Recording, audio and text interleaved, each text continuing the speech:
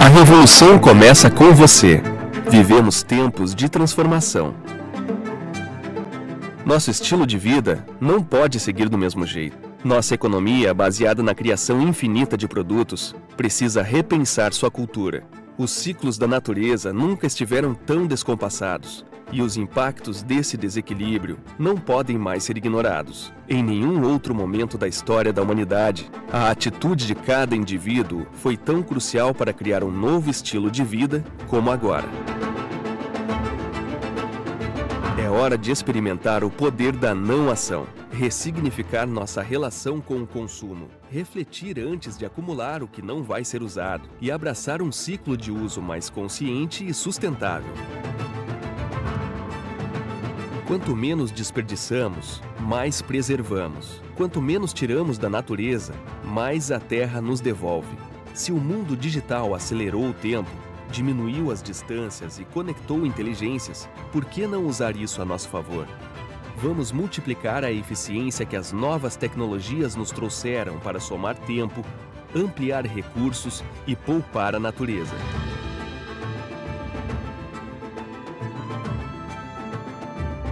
Um mesmo objeto pode ter muitos ciclos, e a cada uso, conquistar uma nova chance de ser útil.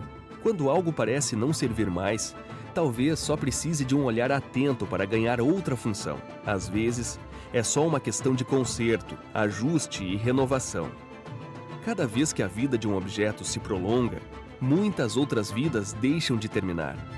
A criatividade que faz surgir o novo é a mesma que deve enxergar novos caminhos sustentáveis, de transformar um final precoce em um novo tempo cheio de novas possibilidades. A transformação nasce de cada escolha, e a hora de reciclar certas crenças é agora. O futuro não é mais algo distante. Este é o momento de fechar ciclos de outros tempos e abrir novos horizontes onde a humanidade troque extração por renovação. Tudo volta ao início e recomeça. Afinal, vivemos tempos de revolução.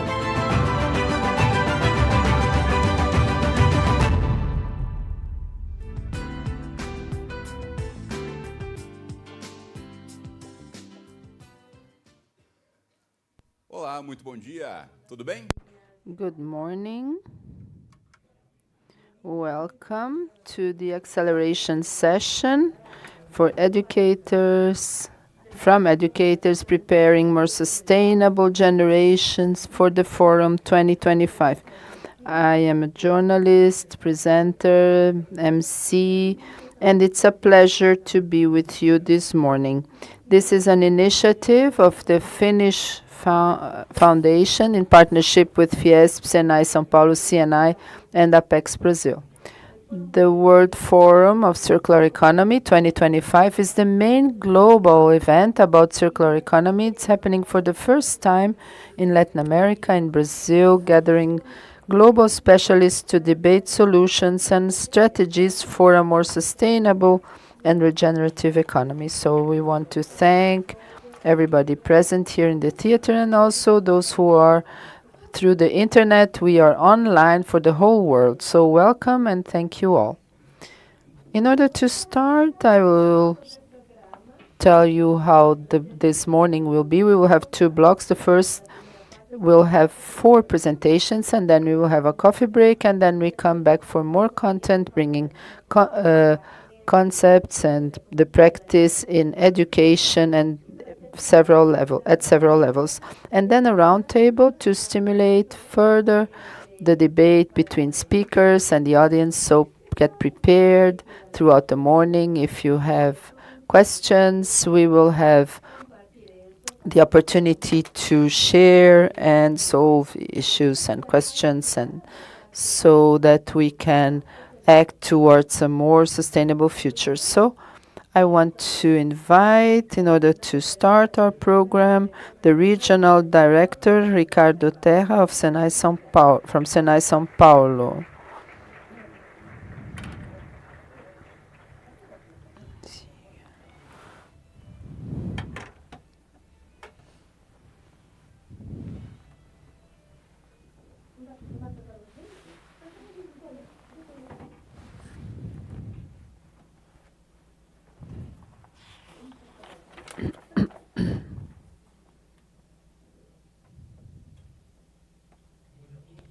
Good morning, everyone. It's a great pleasure to be with you and welcome everyone here. We thought and idealized this event, and its objective is to discuss with you, educators, how we can propagate this whole discussion that the world indeed needs to deal with. I want to acknowledge the people who accepted this challenge together with us. Thank you to Edson Grisoli, ambassador of the Circular Movement and one of our speakers. Thank you so much for being with us. Emma, researcher from the Finnish University, who will be one of the speakers.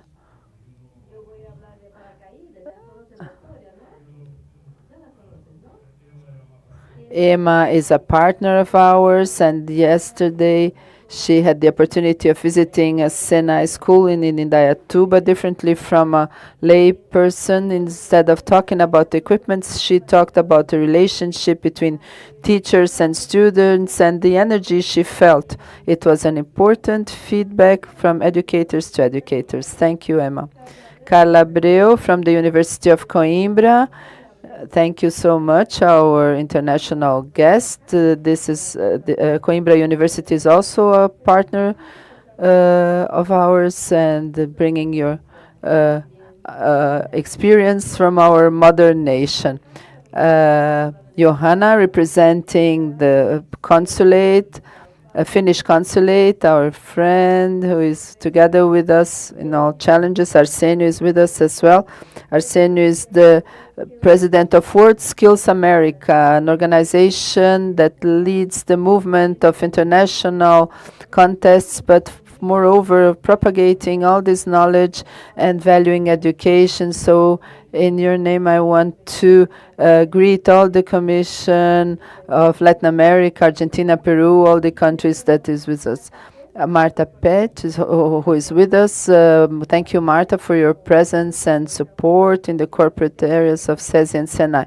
I want to greet Roberto Xavier, present here representing SESI São Paulo, an educational entity that's very important, which is maintained by the industry regarding the entrepreneurs, maintain SESI and SENAI São Paulo, also due to the importance of education.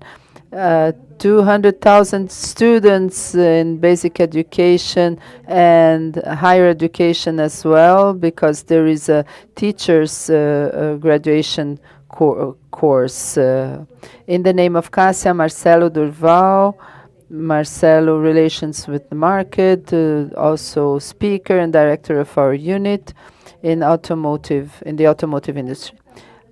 Special greetings to the entrepreneurs of São Paulo who keep this industry, maintain the Senai in São Paulo, a multinational company. Fulvia Juarez leads this activity in Brazil. I want to thank in your name all the entrepreneurs of São Paulo for the endeavor and the awareness that they have regarding education as a priority in our country. I talked about parachutes to Emma in the forum of our forum of circular economy is born. We did a mission to Finland in 2019. We wanted to deal with biotechnology and know how Europe was dealing with the digitalization of small and medium enterprises. And we were also invited to participate in the opening of the World Forum 2019 in Finland, in Helsinki.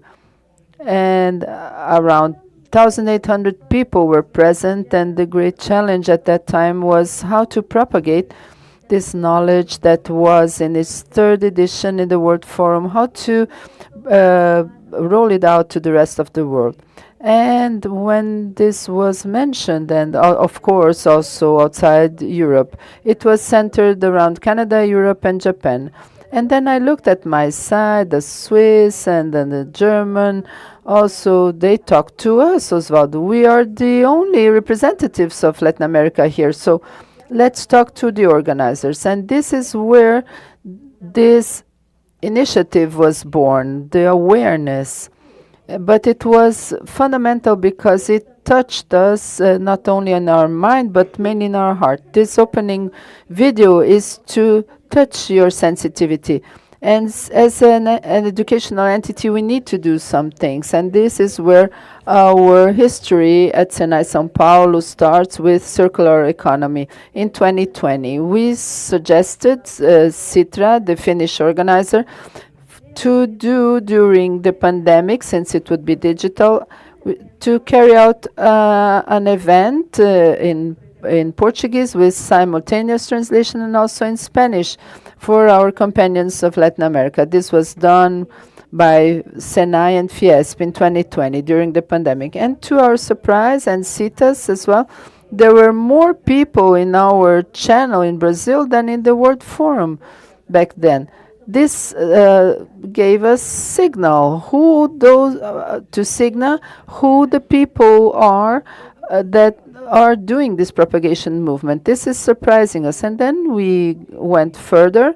We advanced. In 2020, we created the online course, which is so-called circular economy being unfolded. And we have 200,000 people graduating from it. It is a free course online. We translated this course into Spanish to our Latin American friends, and we divulged it. And I want to acknowledge publicly the countries Colombia, Costa Rica, El Salvador, Guatemala, Mexico, Panama, Paraguay, Peru, Dominican Republic, and Uruguay. These countries replicated these programs. We constituted not only in Portuguese but also in Spanish. And we have around 200,000 people registered and graduated from this online program. You just need to go to our website, and it is in our online education. Circular economy was born, and it is a concept from cradle to cradle. We have a book designed for circular economy with focus on dealing with the issue not only of recycling, as everybody believes it is, that is just recycling it, but there are many R's. But the design is born, the product can be born focusing on circularity and thinking about the product from cradle to cradle, how it has its life cycle and gets back to cradle. I want to publicly acknowledge Joyce. I don't know if she's present, but she was the curator of this book, and we edited it in Portuguese and English.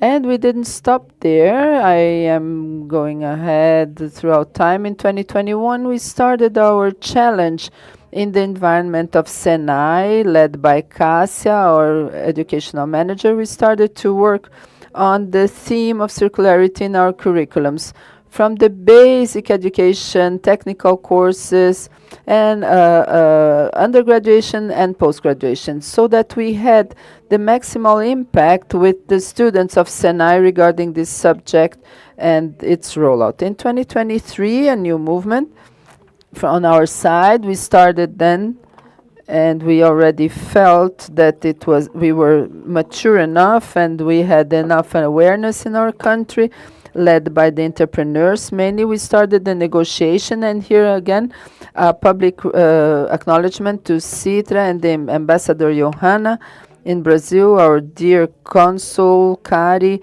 who were fundamental elements, and please take this message to them.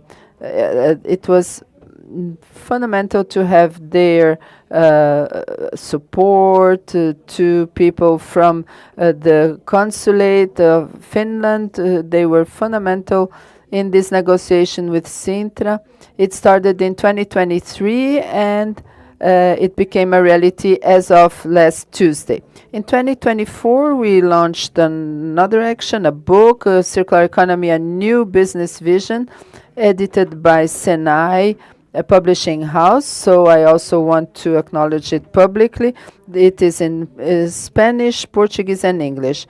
So we have the possibility of propagating this through a physical and ebook. It is available on our website, and you can find it in our bookstore. An important point. We advanced in this discussion. In 2024, in the state of São Paulo, we have the State Forum of Professional Education. Arnaldo is one of its representatives, professor. He was a dean also of the federation in São Paulo. I want to also acknowledge the institutions that are participating. The Center Paula Souza, led by our dear Professor Clovis, and also the Federal Institute, also SENAC and SENAI. These four institutions have a yearly agenda with 2 gatherings a year discussing subjects that are relevant for our education. Last year, the last event in November, right, Arnaldo, we discussed exactly in a very popular language here in Brazil. Maybe the foreigners won't understand it. We had a preparation, an internal forum to debate this subject. So I want to also thank these organizations who work on professional education. And then we arrived to today's meeting. The 2 days before our meeting, Tuesday and yesterday, the main word, in order for it to be a synthesis, is that the transformation of a linear economy to a circular one is a new agenda in the world. It's not only in our country, but it is new in the planet. And transforming a whole system for years and decades, a linear system into a circular one, it's not a trivial task. It is very complex indeed. The economy is an important word. It has to have the 3 dimensions of circularity, including the economic side. So here, the word that was most mentioned was cooperation. Through the institutions present here to discuss this subject, is what was most relevant in the pre-discussions was a cooperation environment. The path that we need to go as of now is something that we need to build together. As the same way as I and Osvaldo were impacted in 2019, falling with parachutes into a forum, and we reviewed our mindset. But moreover, Emma is remembering the story of the parachute. But more than our mind, it was our heart that was touched by this subject. And I call upon educators so that together we can make an effort, because our belief, that through education we can transform a lot. And Emma, the educators in this country, every time that challenges were launched, they were engaged. The recent changes in education in this country are very expressive. Therefore, I am sure that this event is really a breakthrough, because we are able to propagate this to our country, and World Skills International also propagate it to Latin America and show the world our commitment with the future regarding our country, our world, and our populations mainly. And this movement that starts with economic indicators can reflect social indicators. Thank you so much, and wish you all a great event.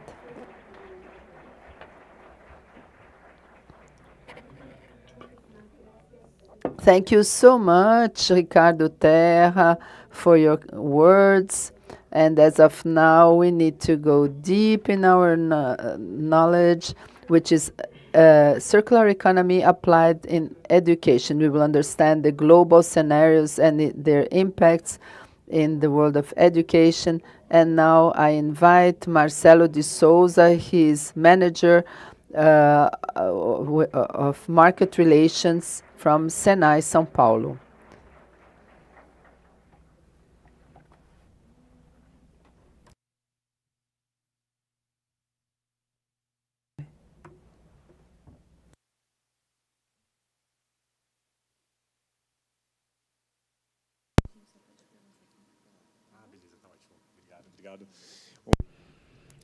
Good morning. After these important opening words, the context of why we are present here, I'm so happy to see the number of people that are here willing to continue the debates that started a few days ago, and the need of cooperation so we can face global challenges and sustainability in our planet. It's interesting to be all here gathered because, as you know, the Circular Economy Forum is making available today and tomorrow in São Paulo, over 100 acceleration sessions. And because of the transforming power of education, this session may be one of the most important ones. Based on the works here, we can guarantee a transition for the next generations about this theme. I want to warm up the debate here so we can understand a bit more later on the sequence. What we can do as our best. So I would like to provoke you to understand the world we live in today and how this needs to be transformed.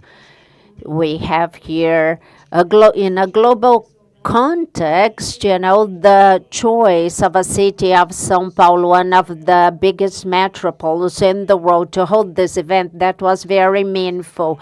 Dynamic in our society today represents consumption lifestyle levels that were unthinkable 150 years ago. We had an increase of population over the planet, bringing an increase of consumption. We live in a society which is consumption guided, and that pressures production systems. And we have worked about this, and we'd like you to imagine a global ecosystem adding up 70 years. And considering an increase of 7 billion people on the planet, they want to have education, food, leisure, educational services. That's a pressure over our environment. There are more people demanding natural resources from our planet than before.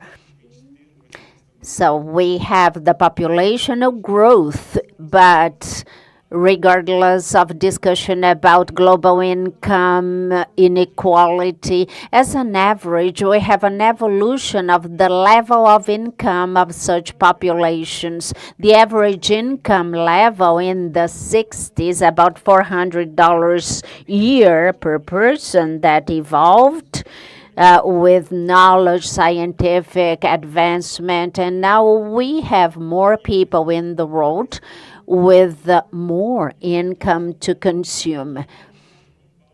In a global context, the resources consumption also increases. So we have bauxite production that is really extrapolating throughout these last 70 years to produce aluminum and metal structures necessary.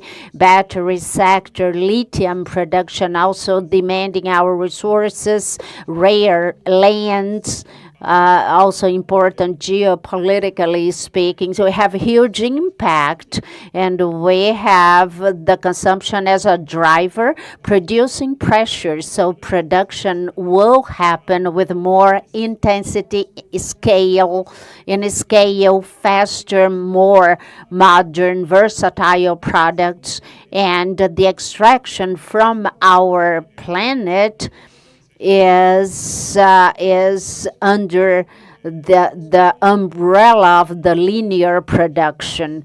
So showing numbers about how this has impacted our world. When we stop to think, we have this linear production model, this consumption-guided demand. We have 90 billion of tons of biomass consumed for food, for energy, clothing, fossil energy, metals, and minerals from the earth. 90 billion tons. Each person consumes as an average to keep our lifestyle, life standard. We consume 11 tons of natural resources per year from our environment. So it is a situation that we have to look at carefully. And now we start understanding a bit more of this scenario, how complex it is and how it demands attention. There is a methodology started by the York University with a very interesting concept showing the size of this challenge. It's the ecological footprint relating or bringing a contrast between everything that is necessary to keep our life standard, translating our demands and consumptions with all the natural resources of Earth, and on the other hand, what our planet is able of generating and offering as natural resources. When we analyze the ecological footprint, and I'm talking about today and making a parallel with our calendar year. So the resources from our planet, it is a balance. We have a balance in an account that we can consume, and we do that as of we buy food, clothing, turn lights on, we buy a house, a car, etc. So we have the balance over here, balance of our natural resources, and on the other side, we use it. We cash that every month. And so what happens? The way we live today, this balance that we have available in this account called Earth Planet, it reaches zero. On the 1st of August, we start in January, we consume, demand, buy, discard, and on the 1st of August, our resource is over. What happens?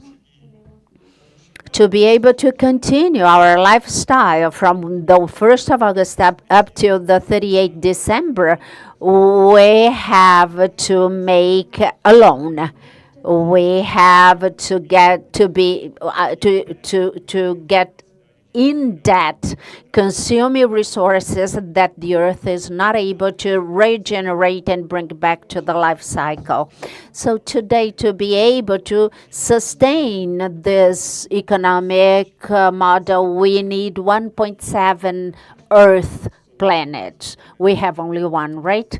So we need to revisit our model, the way we are living. We are consuming resources as if we had two planets to be able to offer resources to us. Attention has been drawn to specialists, researchers. If you remember your geography classes, in the end of the 1700s, Thomas Mout alerted that population was growing at accelerated rates, much more than the capacity of the planet, that there would be hunger in the future. He did not count on scientific progress, but but he alerted back there, the uneven pace we're living there.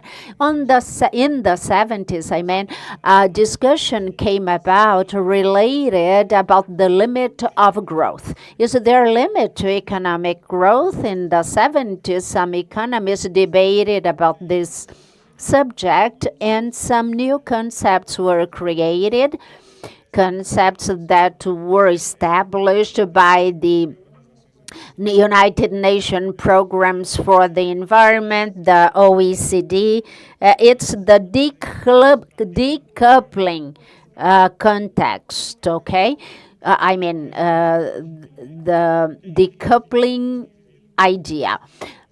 Let's see how we have lived in the latest years. The more the economic growth, my country, my region grows, the more demand we have and the more need of natural resources. The growth really draws the need of resources. And the proposal debated about the way we have to live from now on, actions that must be taken by companies, governments, the society as a whole to be able to coexist. We have to find a way to decouple these two curves here. We have to go on growing because there are challenges. Many countries have low income or mid-income. We have to continue developing our economy, our society, our people, but we have to alleviate the pressure for resources, or else we will have a big crash a little ahead, as I talked about the consumption of the planet if we continue living in this unsustainable way. I'm showing relative decoupling here. One of the concepts. The economy rose at a certain rate. The use of resources grows at a less accelerated rate, not as much as the economic activity, because here we have some concepts of circularity, of productivity and efficiency that will allow us to go in this direction. The ideal scenario that we would have to assess to see how to implement technology, grow to get to the absolute decoupling. Would be the moment when the two curves would open up. So a growth, economic growth, expansion, and the use of resources going down. That's the ideal situation. But so far I will talk about the relative decoupling.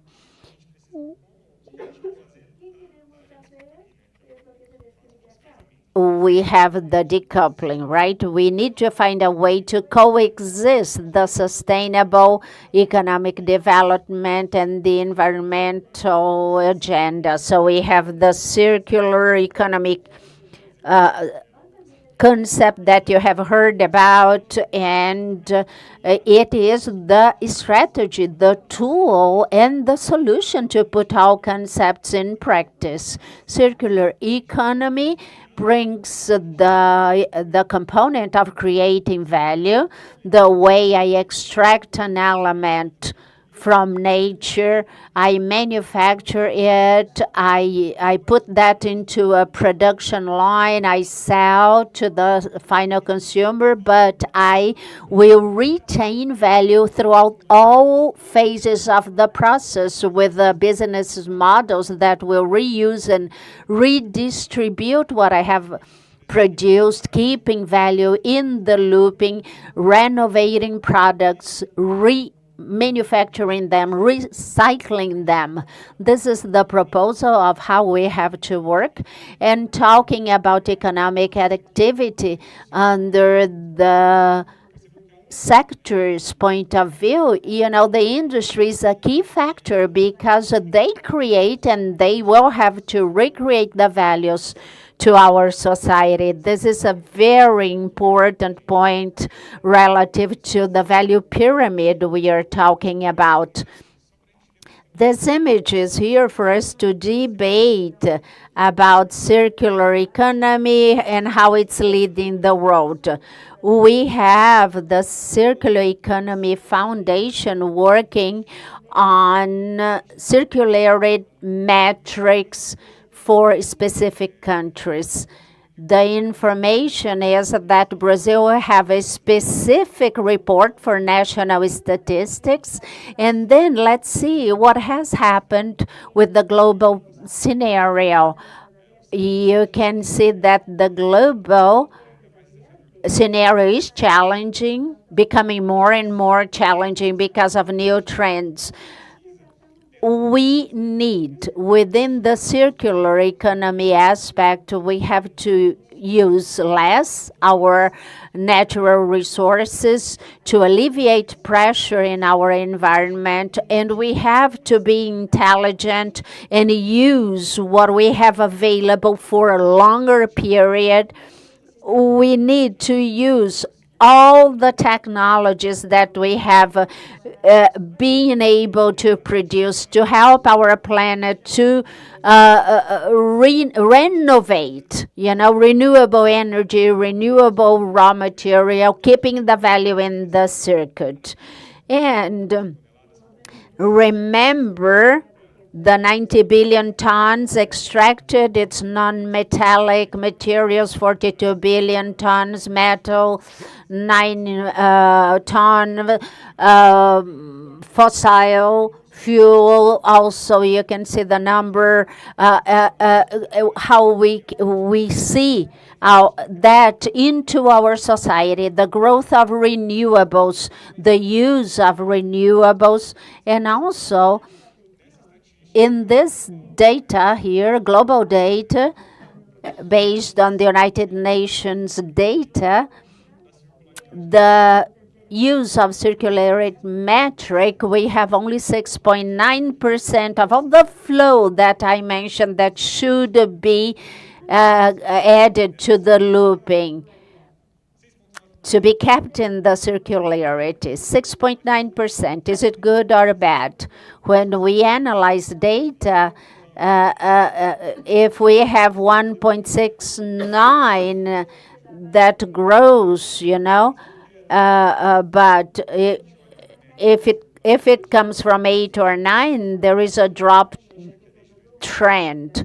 So this is statistical data here. We have a situation in which circularity is dropping. It was 9% in 2018, and in the last assessment launched during the Circular Economy Forum here, 6.9% is the global rate. So we have to accelerate our responses and intensify our actions. Now about the Brazilian industry, other piece of information from the subject about we have different R's working this concept. Small actions has this change power. Some circular actions carried out by companies. Some companies, we have latest statistical 6 from in each 10 adopt circular economy practice. Waste management, for example, there is a policy guiding companies to work in that trend, bringing good results for some types of material.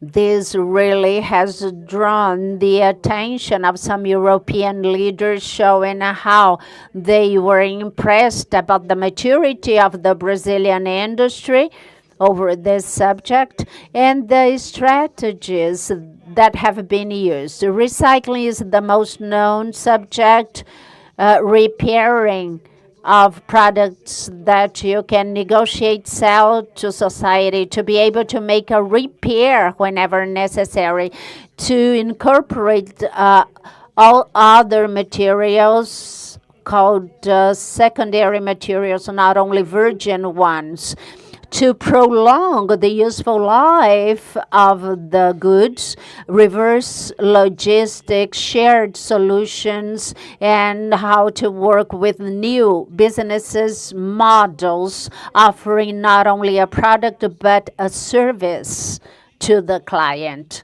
And talking about all that, big data, important. Brazil is the world leader in aluminum can recycling. Almost every can sold find a destiny that is recycled to reuse this material. We have good installed capacity to recycle PETs as well, and there is room for more. Now we can bring the education here, and 56.4% of the discarded packagings have been recycled. They were not discarded correctly. That's why we have only this number. If we can improve on that, we can raise this number because we have conditions to do so. So how can we do that? Education. Education is the transforming link that allows a citizen to be educated, to be an educated consumer, daring, that will think about new businesses models that will be able to not only keep the process that is being used, but to transform, suggest improvement in their environment, in their working environment. And about to finish here, we have the different R's. We had 3 R's in the past and then 5, and now we have people talk about 21 R's. But let's talk about these 5. Some Brazilian researchers, they were working with the 5R concept, working about the need in technology, institutional maturity, and I think that this makes sense. And I want to translate into education. Within this scenario, we have a need. That is, as I go from recycling to refuse, the environment pressure decreases on one sense. So lower in refusing. If I refuse a new purchase, I eliminate any environmental pressure. The recycling reduces environmental pressure, but not as much as refusal, okay? So talking about technology, I will talk about more technology when I go to remanufacturing, reusing waste, but not as much as technology in the social environmental behavior. And the social behavioral situation increases as I scale over the R sequence. How can we include education? And education is everywhere. Education will help us to change social behavioral perceptions, will bring new technologies and knowledge, will allow this whole cycle to turn about. There are several materials talking about work market, competencies of circularity. They work on some issues, and this is a material that is made available by the same foundation that works on the index of 6.9%, that gap. They mention that you have the main groups of competencies and macro activities, the ones that have the goal to service the circular economy, and others are some that we don't even imagine that are benefited by the circular economy. And the others are enablers, which are the basis to the whole environment so that circular economy can happen.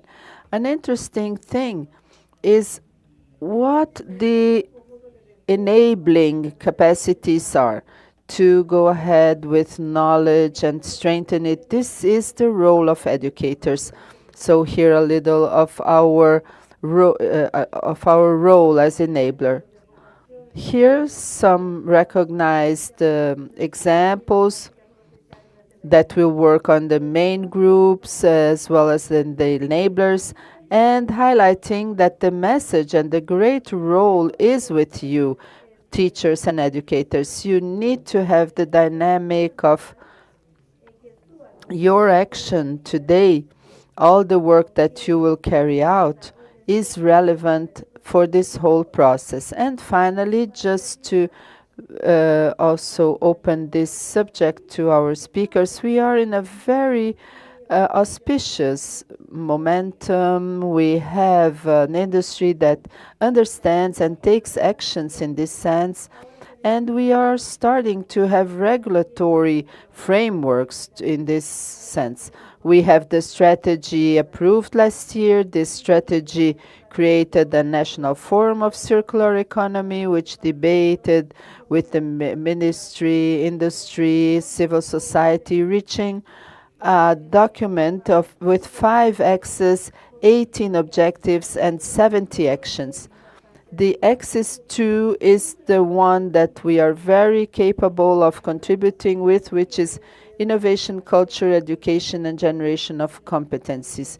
This axis brings about some missions and callings of awareness raising and also training. And this document already considers the professional institutions as clear agents in this transition agenda that we need to accelerate and fast. This is what I wanted to share with you, and I wish you a great event.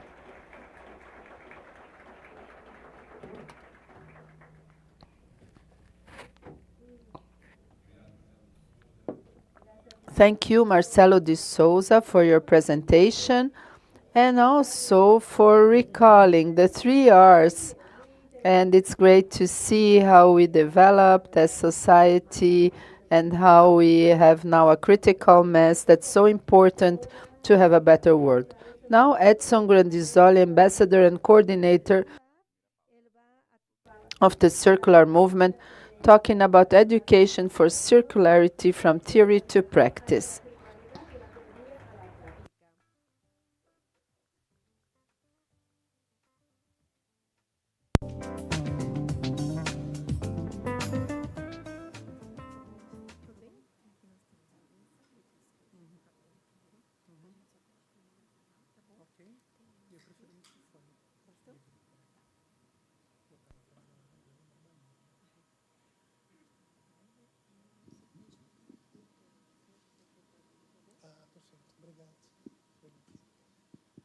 Gente, bom dia a todos, a todas.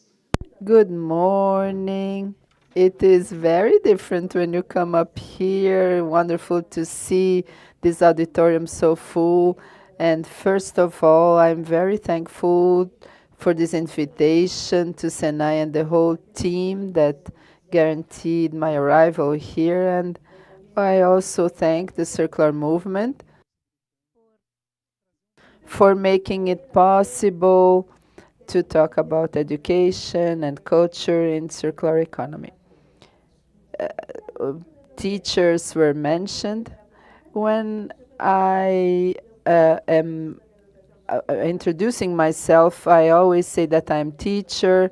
I worked as a sciences, biology teacher in basic education. I had the opportunity to work with that. And in the last 20, I have dedicated myself to education towards sustainability and more recently education for circularity. It is a privilege to have an event which talks about education in circularity, and this is what I want to bring you.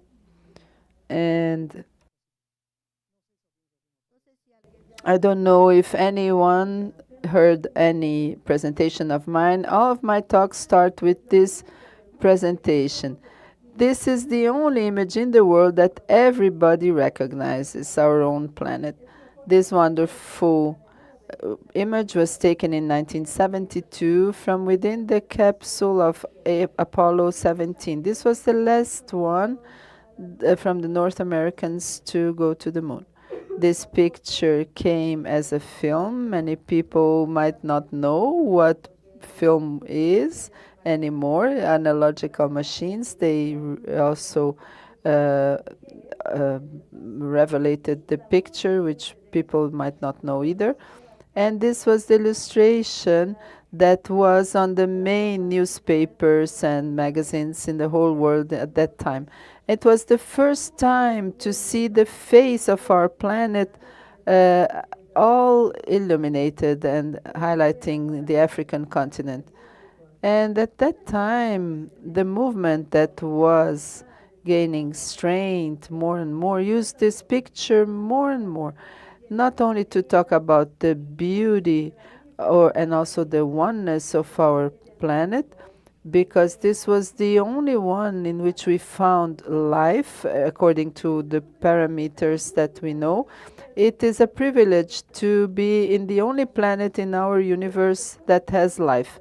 And besides the beauty, how much we need to take care of it, because this is what our main subject today is: the people, resources, the whole biodiversity that we share, and its frailty.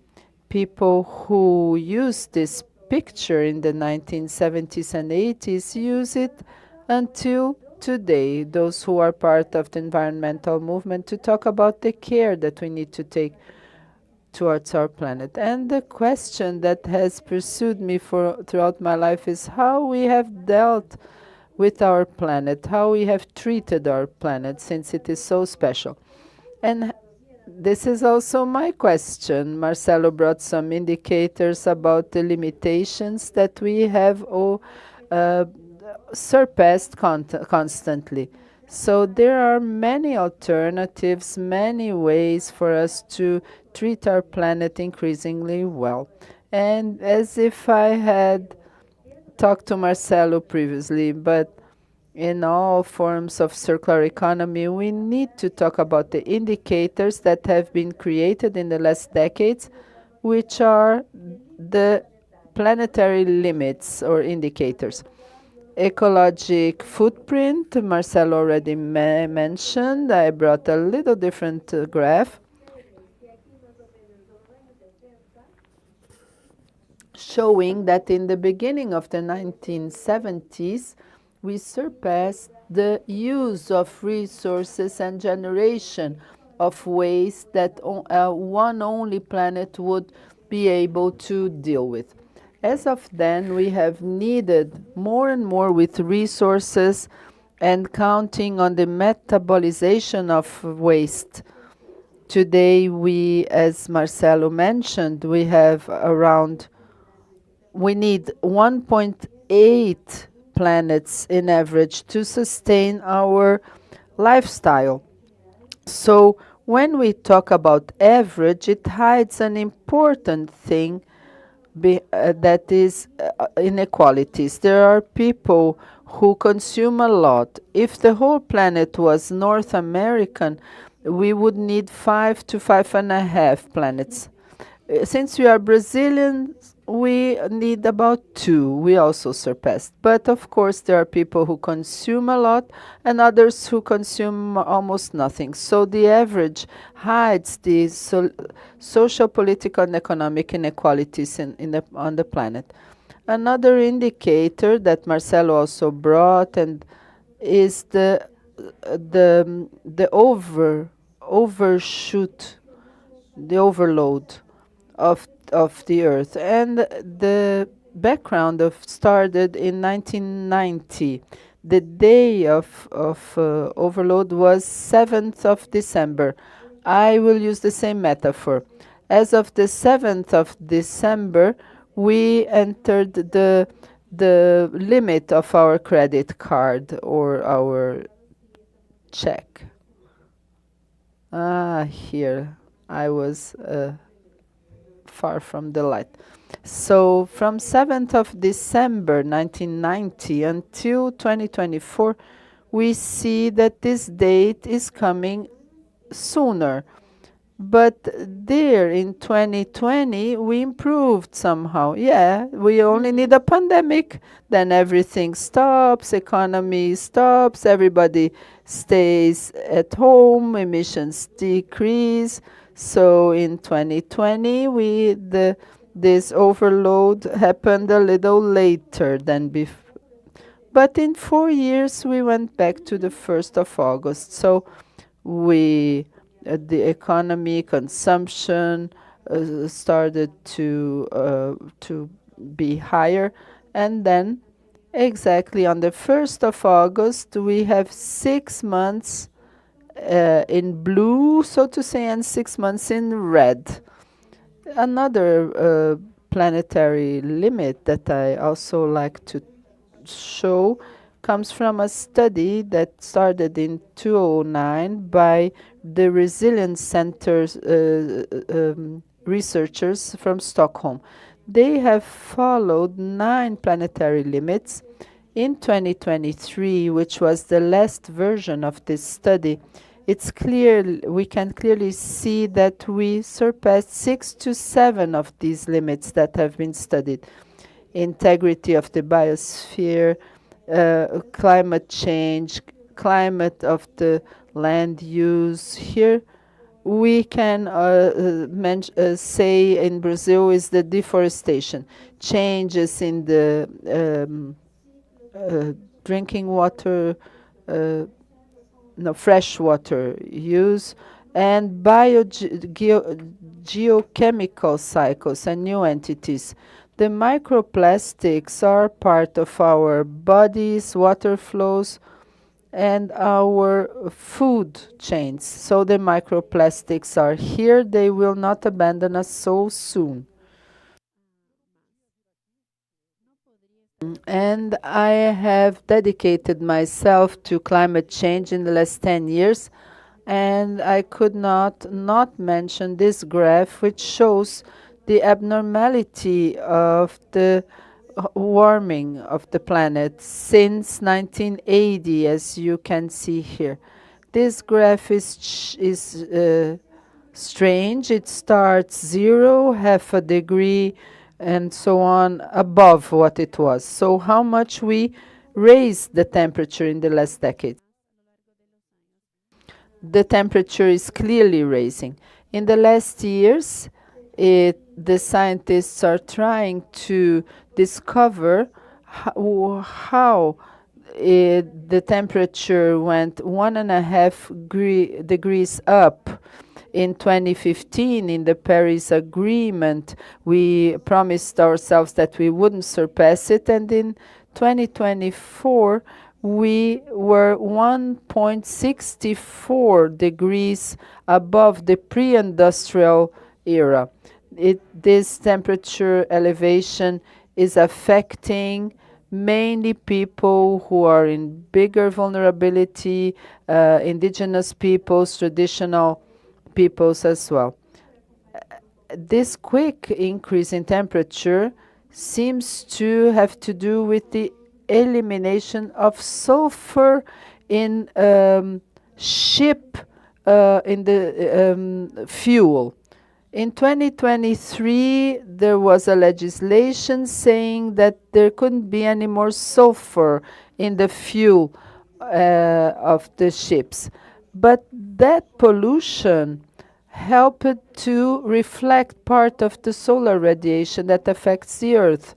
So the ship pollution that is bad on one hand, but it had a positive side because it was keeping our temperature more controlled. When we took it out, the temperature raised more quickly. So you see what a complexity when we deal with a global phenomenon that really touches everybody. So all of these planetary limits have to do with what Marcelo brought somehow, with our linear way of production, consumption, and discard. We have the use of natural resources in big quantities, extraction, production, consumption, and here we are At the end in the discard, this is unsustainable. We know this since the 1950s when we started to talk about cradle to cradle. It was clear how this model is unsustainable. At the extraction, we depart from a wrong model, as if the planet could supply us infinitely with resources. In extraction and production, we have huge quantities, a huge amount of waste, and we need to change this.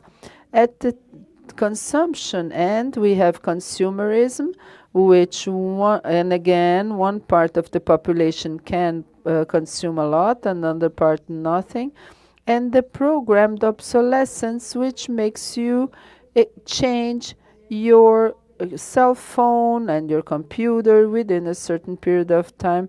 We are forced to discard the device because it does not update, the programs don't work anymore. There are several strategies to make us keeping on buying all the time. And this ends up in the discard, which is a big amount of waste produced daily, as if the planet had an infinite capacity of metabolizing all of this, which is not true either. And here we have the result. It's tough to see it. This is an open landfill. We have 2,500, 3,000 of these functioning, and we have 2 billion tons yearly on the planet, and in Brazil, 82 million tons waste produced yearly, which is about a kilo, 1 kilo and 100 per Brazilian a year. There are Brazilians who produce 20 kilos a day and others who don't produce anything. We need to see the average. Do you recognize this? You see this image? It is your toothbrush, which is there still. It was forgotten, but it did not forget you. It is somewhere in a landfill decomposing much slower than we are. And there is another thing that I found there. The first diaper, if your parents did not use tissue diapers, your first diaper is somewhere there in the planet missing you. And then we enter the subject which is gathering us here, which is circular economy. There are hundreds and millions of images that bring us the representation of a more circular economy. This is what we most use in the circular movement.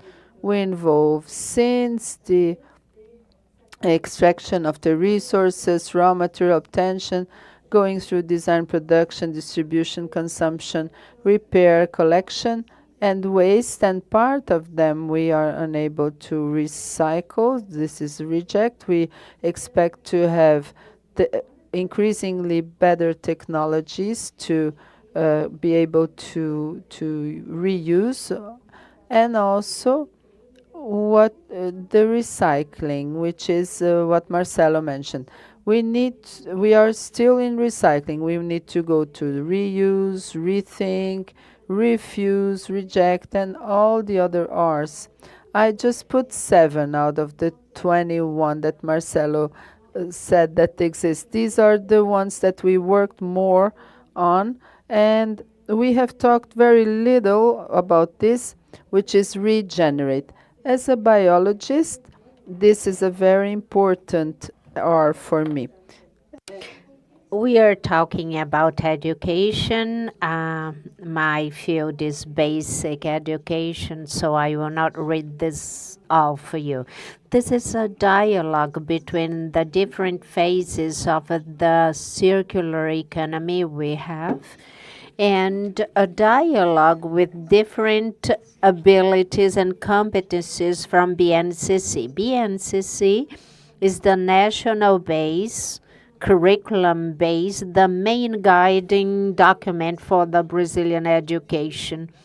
We have capacities, dialoguing with almost every phase in a circular economy model. That shows to me that our teaching continues extremely fragmented. Biology, talking about biology separately from philosophy, sociology, etc.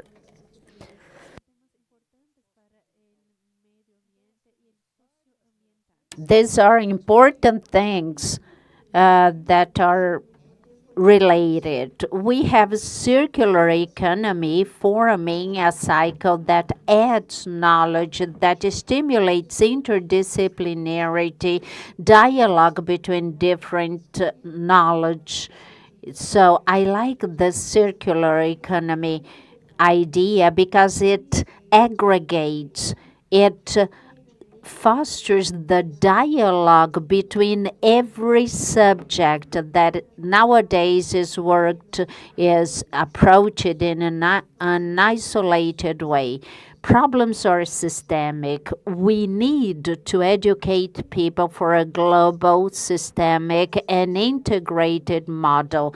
So we really need to have this working. This concept is about circular schools construction. The circular school is not only in the format, it needs to bring concepts and precepts of circular economy, borrowing ideas from permaculture. Permaculture says that all institutions have to be good for people, for the environment, and for relationships. Technical aspect, technology, and information in a school must be exchanged with people.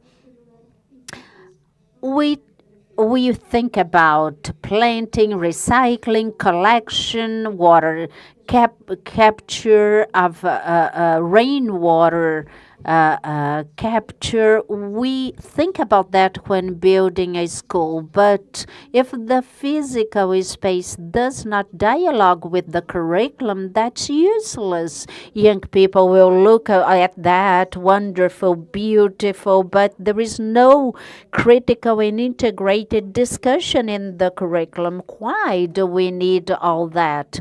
Where do we have this necessity coming from? Why is it relevant today? And together with the curriculum, we have a trend in education to really um,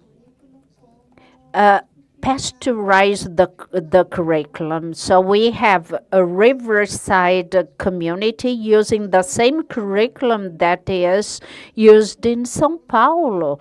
So we have to use the territory vocation involving education, culture, history, traditions, and obviously what is produced in that place.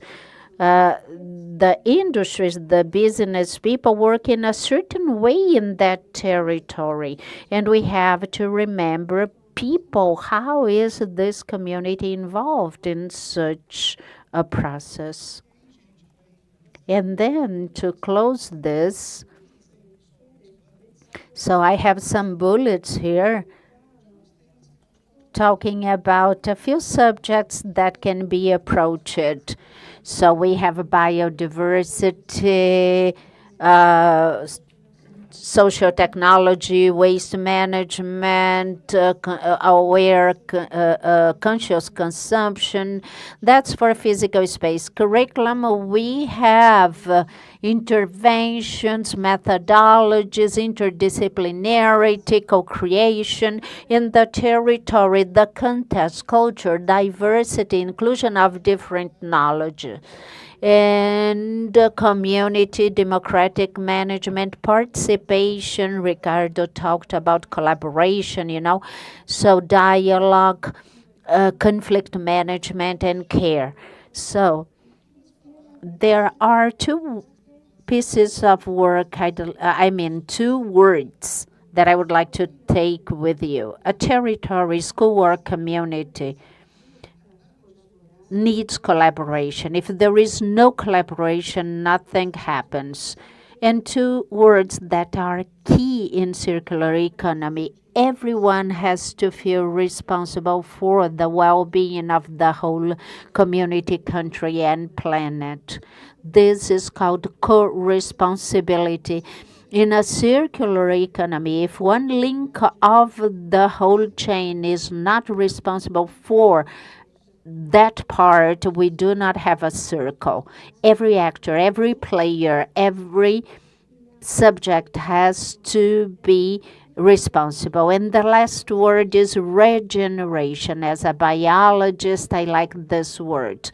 Forest recovery related to the climate, we have worked on that, but we have to be brave enough to create economic models, social models, regional development models, taking into account not only the impact reduction. We cannot think about reduction anymore. We have to really completely finish with impact and regenerate. So how can we create such models that will regenerate and recover everything that we have already lost? Thank you for your attention.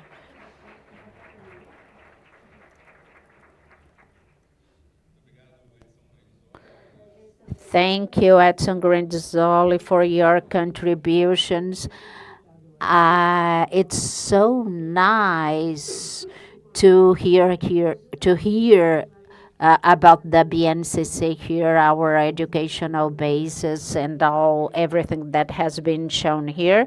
Now we continue saying that transformation towards a sustainable future really includes circularity concept, having teachers as change agent, how in the companies, how the circular process will be included. So we have now the next speaker is Emma Westerlund she is from Finland. She is an educator and an education and sustainability designer.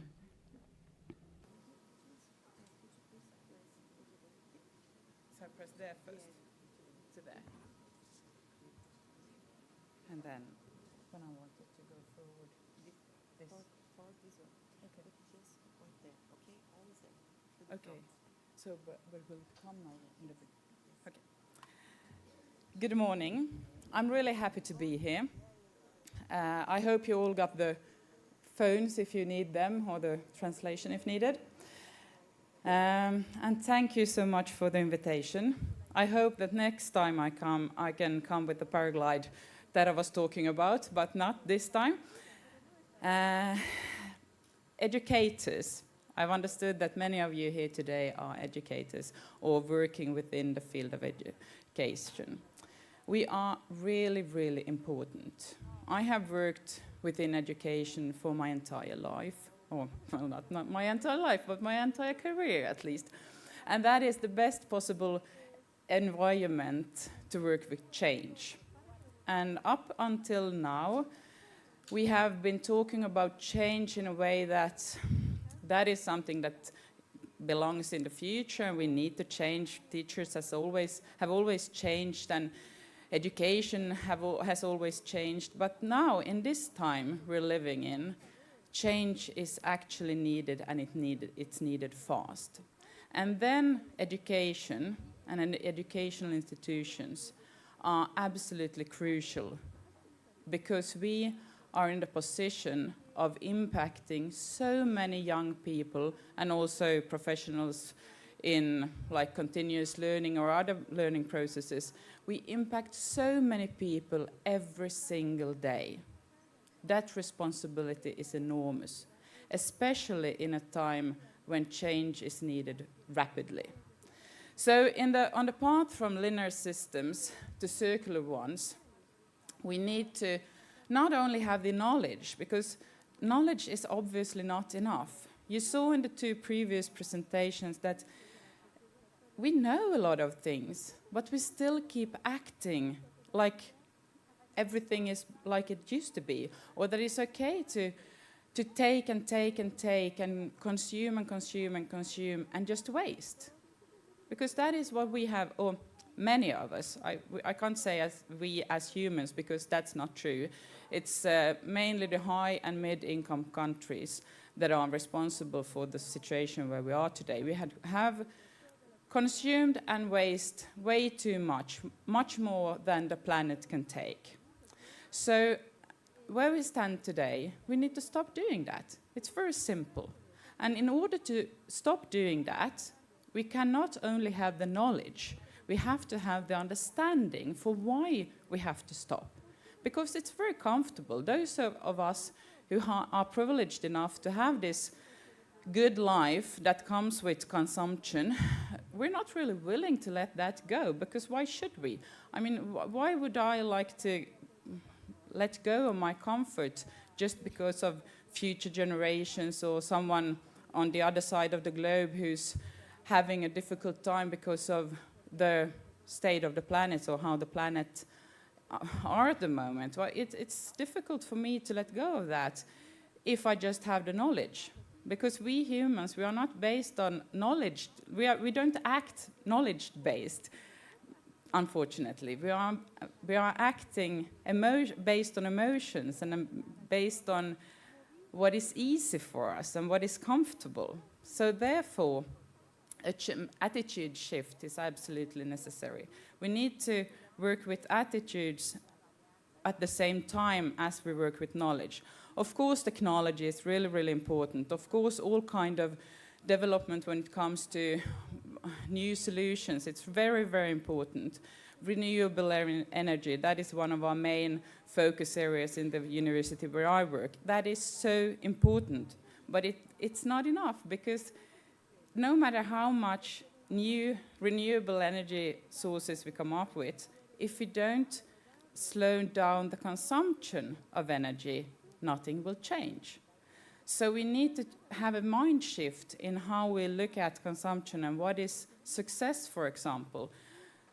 Now we define, or many of us in many parts of around the globe define success with money, maybe, income, the material status we can have. We need to rethink that and really think about what matters, what is important in life, and is that actually linked to like materials and owning things?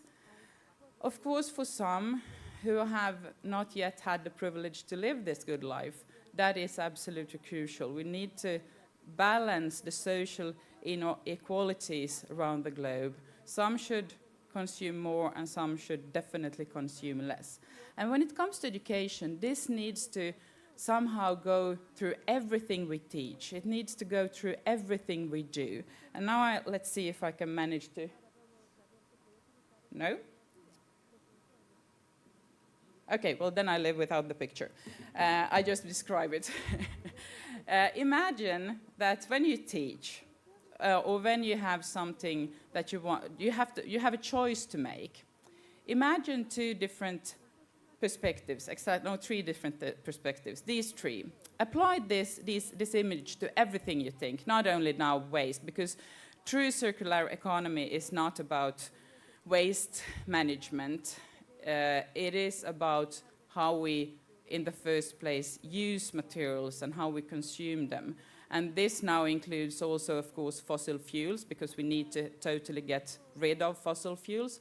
So imagine a teaching situation, or imagine a choice you as an individual person is about to or are about to do.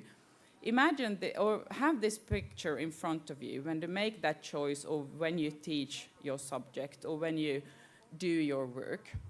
Is the action going to end up in the first, the middle, or the third part of the picture.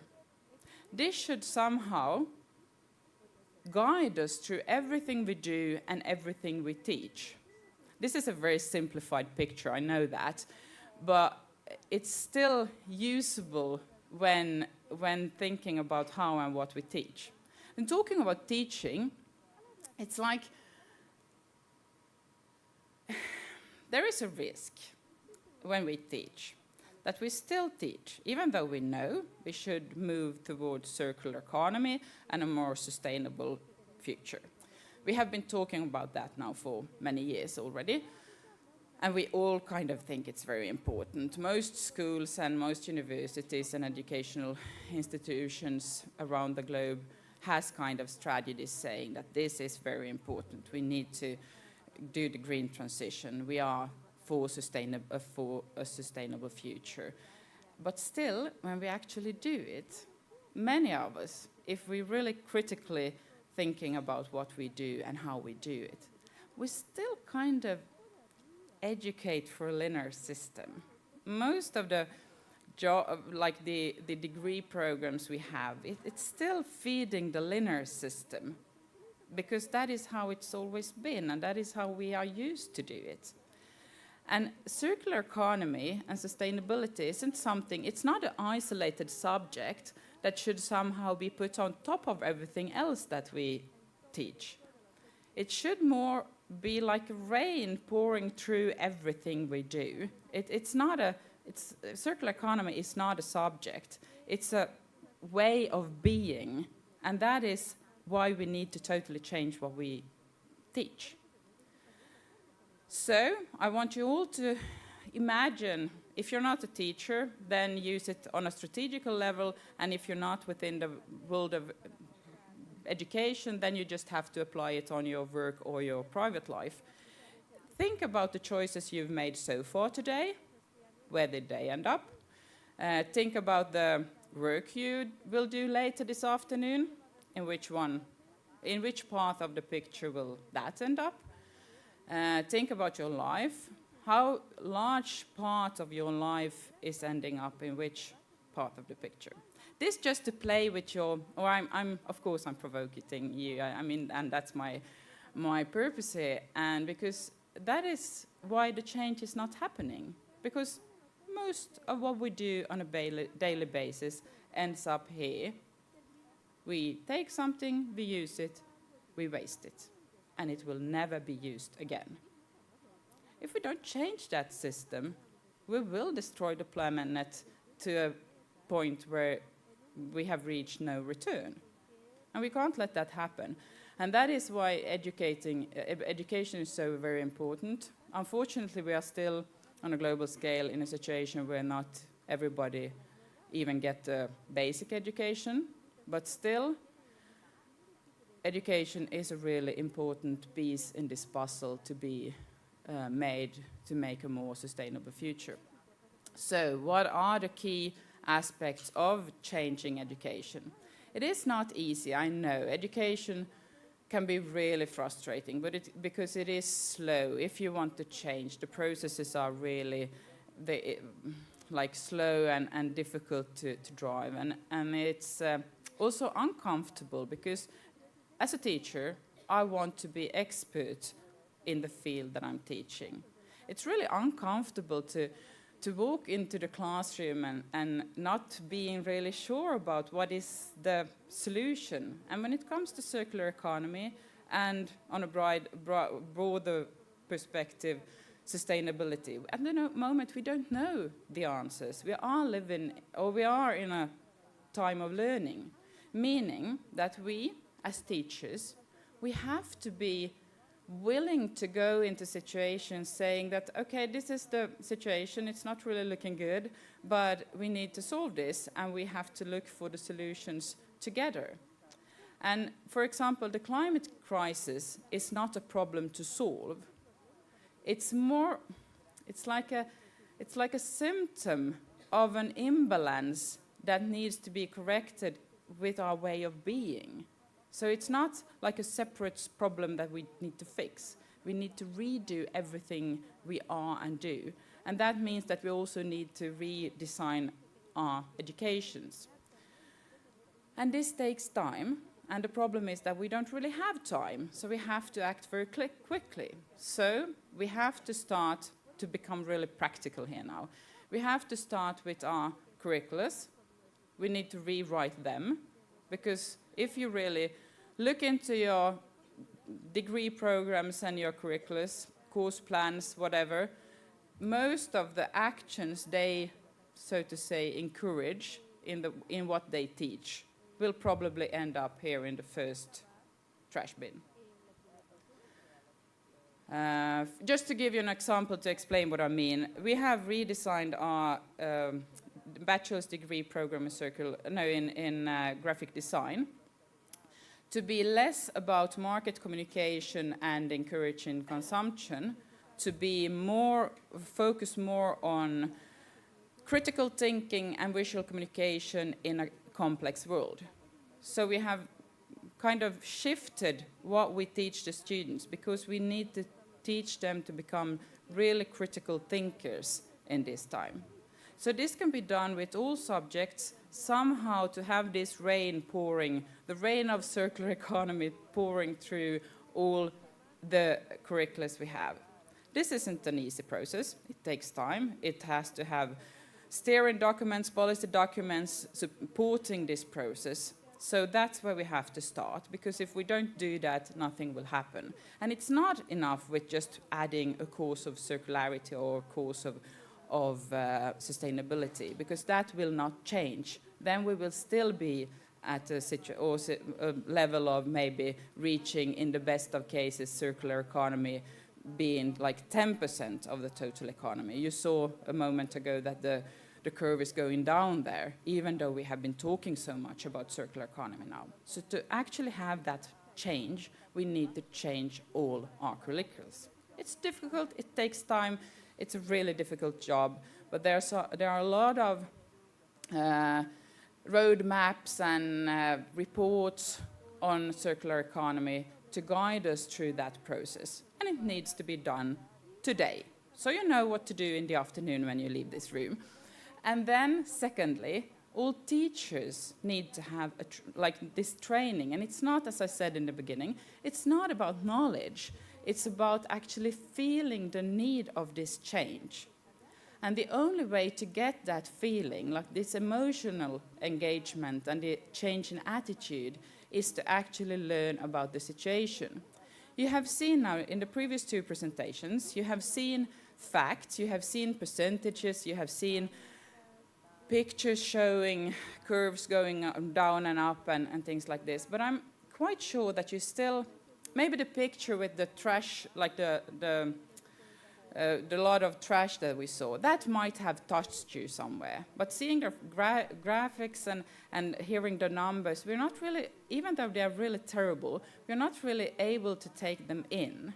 So we have to force ourselves into those ways of communication that actually reach our emotions, because it's there where it starts. It sounds a bit ridiculous, like, no, I'm working based on knowledge, I'm working based on science. But as a person, you still act based on emotions. So we need to somehow expose ourselves to these facts in a way that they reaches our inner selves. Because when you get this sense of emergency, it's difficult to get out of that sense. And it is that sense that is needed for teachers to actually make this change. So I encourage you all to put yourself in a position where you are really, really hardly attacked by climate emotions or like this climate anxiety, and read about the biodiversity loss, read about social inequality, read about how it's unstable in the world, because that is the only way we can make this change happen. And then, of course, we need to somehow make this all happen together. We need collaboration. We need a collaboration between Global South and Global North. We have a lot to learn from each other. We need to totally think on the globe in a totally new way. So we need to shift both our ways of thinking, our ways of doing, our ways of understanding.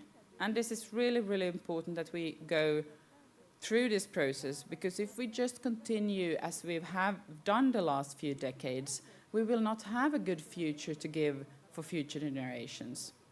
And as was mentioned in the opening speech here today, we had the privilege to visit one of Senai's units on Monday, and it was really wonderful to see that the young students, how brave they were when they presented their degree programs and courses for us in English, and they did really, really well. And they were also curious and so nice when they had this hope for the future. And I was thinking that this is our future leaders. This is our future engineers who's going to change the world. But the problem is they will take like 20, 25 years before they are in positions of power. And we don't have that time. And we often hear that, well, the young generation, they are our hope. They are so well informed and they are engaged in the environment movements, and they will change the world. The problem is that the young generation today, they don't want to be our hope. They want to see our action. And sometimes people say that, no, I can't talk to the environment or about the environmental problems or the social injustice with my students because it just creates anxiety and they become worried. And let me tell you, they get more worried about how the planet is doing, and the grown-ups keep ignoring that, than if they hear a grown-up person talk about these problems and somehow sending the signals that we are making a change, we are shifting here now. So we can't pretend that nothing's happening. We have to go into these discussions and actually make it possible for these future engineers we met on Monday to actually have a planet to take care of. So we need a shift now, and as teachers we have this massive responsibility for that. And it's not one subject, it's not biology and geography, it's everybody's subject. This can be included in literature, this can be included in maths, this can be included everywhere, in all disciplines, in all subjects, because this is something we really have to do together. So without the cooperation and without every single individual's contribution to this change, it will not happen. And that is a situation where we can't put ourselves.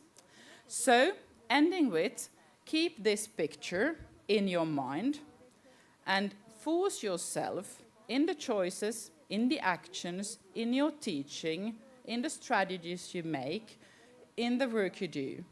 Force yourself to think about, okay, which trash bin will my actions, I mean, not literally, I mean, I understand that you will throw your waste somewhere. It's not that what I'm talking about. I'm talking about the impact of your actions or the impact in the future of what you teach today. When future generations look back at our time, will they say that in this time when the climate change moved into climate crisis, will the future generations say, well, they did what they could in the educational institutions back then? Or will they say that we reacted too little and too slowly? That is up to us. Thank you.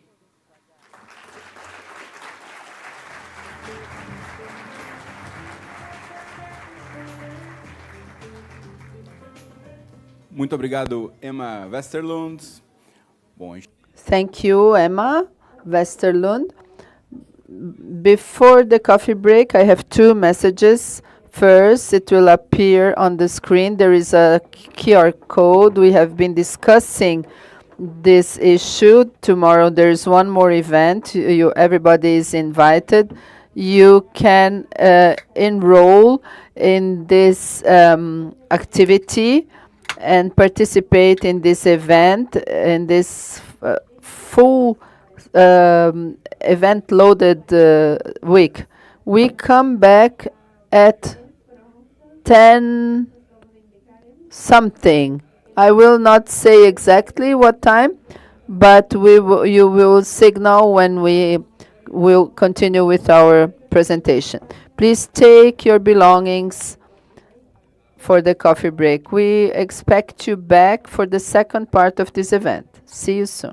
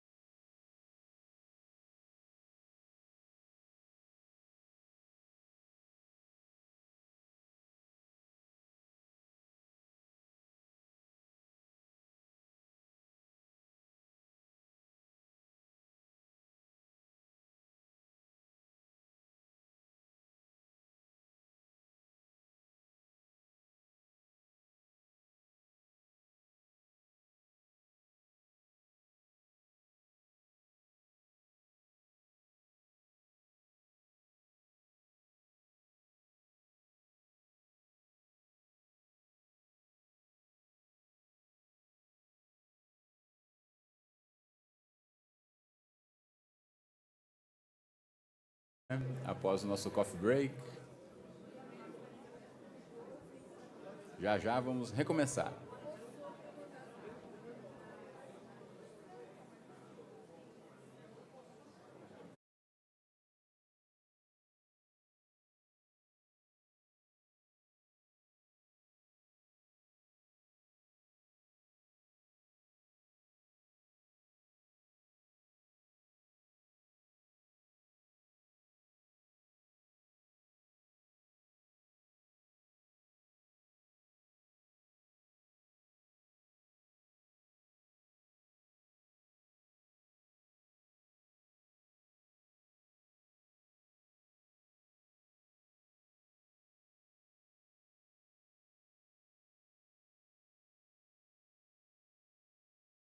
Get back to our second block. Let's get back to our seats so that we can continue our program.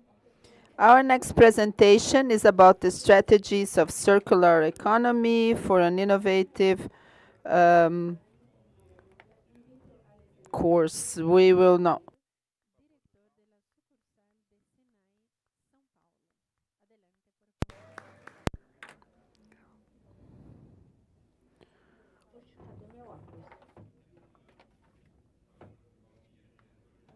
We have Durval Pinheiro, Unit Director of Senai São Paulo.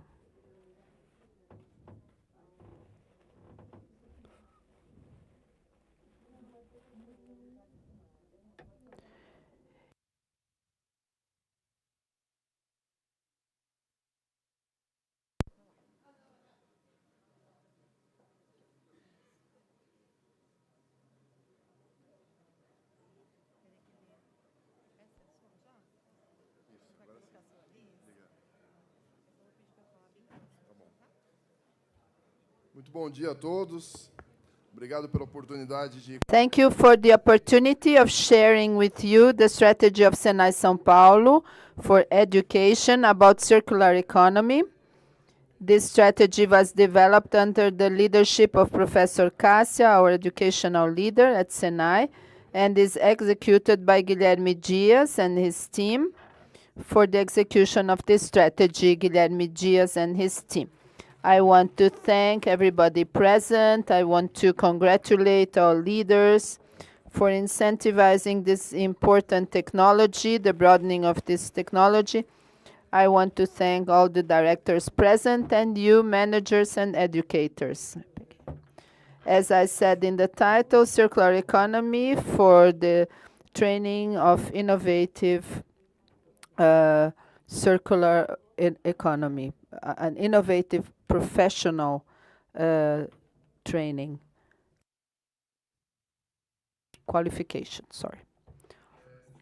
So this strategy is represented in this diagram. Imagine this sphere, and this sphere with many others around. This is the collaboration that was mentioned, and for this to happen, several attitudes and actions need to come together. We can describe it in 4 quadrants. From the upper left of yours in the clockwise, we have education and then educational products, and secondly, innovation in education. The third quadrant, the management, organizational management, and the last quadrant, the partnerships. So the idea is what to do, how to do, culture, touching the heart for this to happen, and expand through partnerships.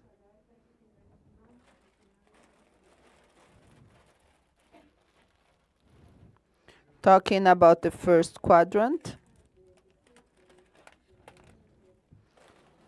Talking about the first quadrant, we have the curriculum, making it into a curriculum. Through the matrix of competencies, circular economy is a transversal technology. So through the matrix of competencies, how will circular economy act in all technologies that we apply?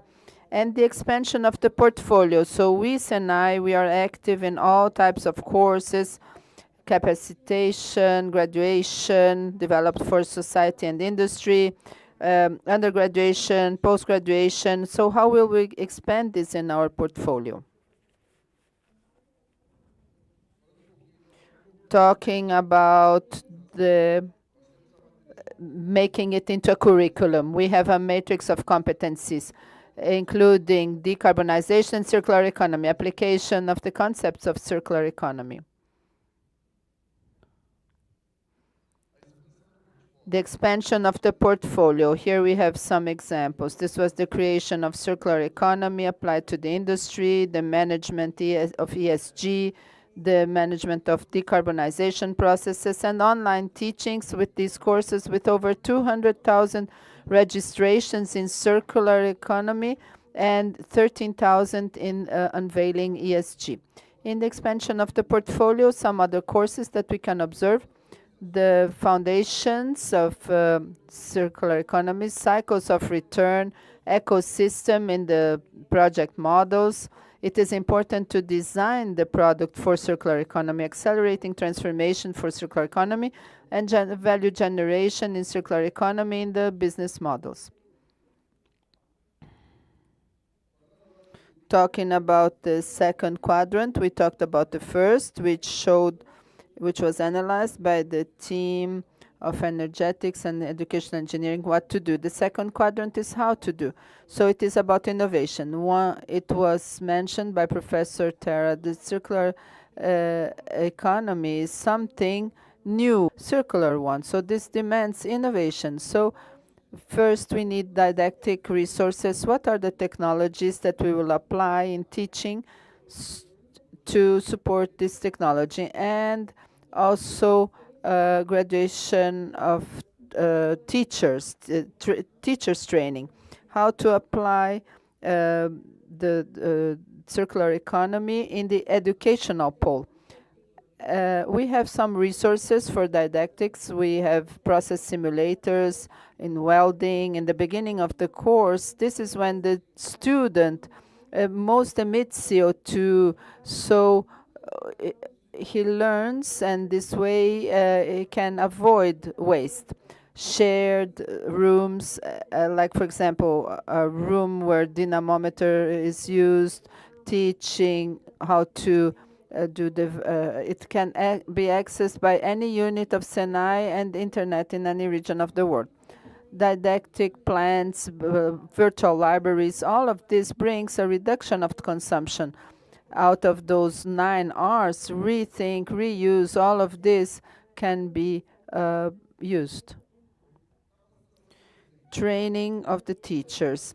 Through ProEducator, almost 5,000 teachers were taught, 142 courses applied, 9,700 certificates, all in decarbonization and circular economy.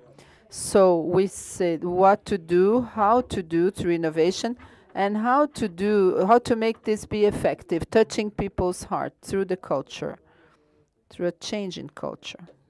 We have our programs, which is the diffusion of knowledge. One of the programs that supports this is Lean. Over 132 projects implemented, 528 professionals impacted. So what Senai already applies in the companies, applying it in-house to reduce waste. In the management of the organizational culture, forums like this and many others that already happened.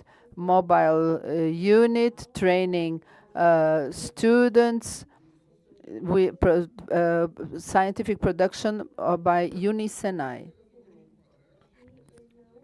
And the last quadrant, once the educational strategy was understood, what to do, how to do, innovating, applying the culture in the organization. Now expansion through partnerships. We have the corporate programs, like for example, decarbonization, Saga Senai, international cooperation, and the program of partnerships with other partners with several examples of what was already implemented. In the partnership program, the journey of decarbonization, which measures the carbon print in the industry. The next steps are increase the efficiency of the industry, reducing the CO2 emission, which consequently acts on the circular economy.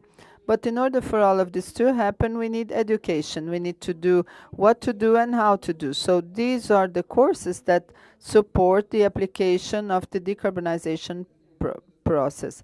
Unveiling decarbonization, biofuels, gas inventory, unveiling electromobility, and energy efficiency.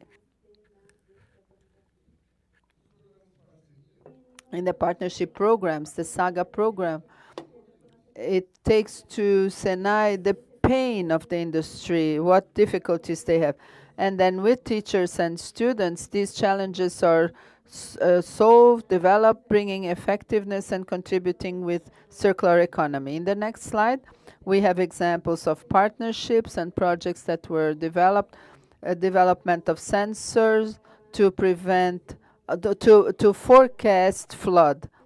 So if it falls into the linear production, what was lost will have to be produced again to substitute. So forecast floods and protect is a way of protecting and reusing. Sustainable recycling of rare so for electric motors. So recycling this type of material is very important because mining demands a lot of water and energy, which one way or the other is associated to circular economy. And river exploration. The river has energy in its current, so taking advantage of the energy in the current is a way of energy economy, energy savings. And here the program More Partners, 5 big players, they are partners. The unit of Osasco is one of them. They close inside Senai the aluminum cycle. It's acquired, used in education, and recycled. So reuse of the materials used for teachings. This program has recycled over 1,500 tons of materials. Another example is the startups for use of vehicle batteries in micromobility. These batteries have important impact over the environment when not well used, when discarded, when we use them for bikes, scooters, and other mini mobile systems. We give a direction, a destination to them. Senai makes part of a FIESP group of work, entrepreneurs of micromobility, maximizing the reuse of batteries in Brazil. This image comes from the Auto Recycling magazine, a global one, very, very important, with different articles about recycling. Shocking and inspiring image. It shocks us because we have 1.6 billion cars driving. It's one car for each 4 inhabitants, 4 citizens of the planet. 433 million in Europe. In America, in the 3 Americas, 453 million cars driving. Brazil accounts for 10%. Asia, 640 million. In Africa, 60 million. Total of cars driving around the planet is 1.6 billion, almost 1 car for each 4 persons. And that grows at 0.1 million per year. So next year 1.7 and then 1.8 and etc. I'm not talking against the automobile industry. It's important. It brings income, technology, industrial and social development. But we need to motivate this linear economy to circular economy. Studies show that a vehicle has about 80 to 90% power of recycling. So it's frightening, but it's inspiring, this image, because it shows how rich this material, the cars are, in terms of recycling opportunities. We close the cycle showing the strategy of education of Senai São Paulo to circular economy. Educational engineering made by Senai is an important work to implement and develop. It's bringing results, but it's a continuous learning. We learn, we correct, we bring it back to the axis, and we do it every day. Thank you for your attention.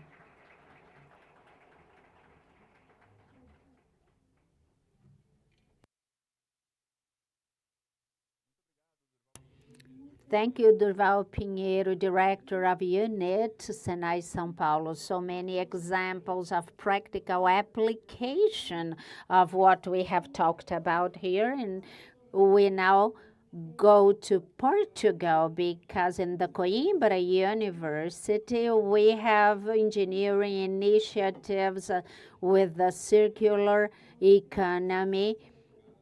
We will see research focusing on projects and results. And now I invite Carla Abreu Rodrigues, Senior Researcher in Circular Economy and Life Cycle Assessment from the University of Coimbra, Portugal.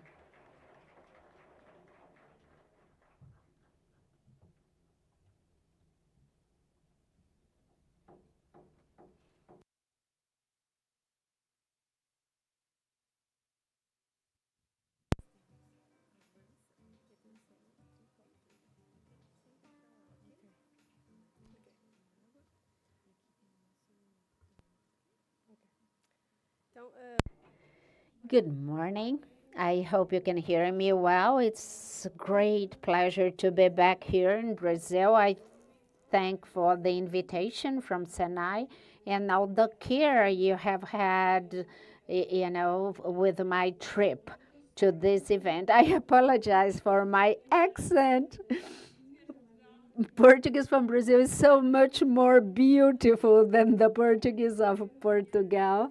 So I'm translating myself every day. Instead of saying a small lunch for breakfast, I'm using breakfast, which is the word you use in Brazil.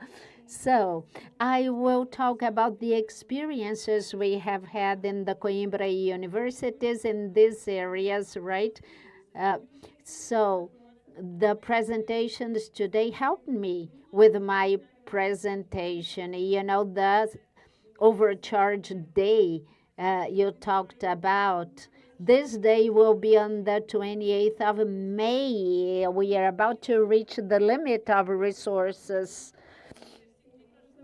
We need more than 2 planets to be able to put up and sustain our lifestyle in Portugal. The social inequality is very important, and this consumption is responsible for such inequality. So, I believe that other countries are even worse, and this inequality really has important role in this whole situation. I will quickly talk about our experience in the Coimbra University, about these subjects and some initiatives that have happened. and which are bringing promises, good, positive promises in terms of sustainability. In the teaching of circular economy, especially in engineering, we see the role of research in the university and scientific research. I'll talk about it. It has a we have the social role and the scientific role, which are important, and how effective are the actions, the strategies in order to reduce environmental impact, and that's our main goal, right?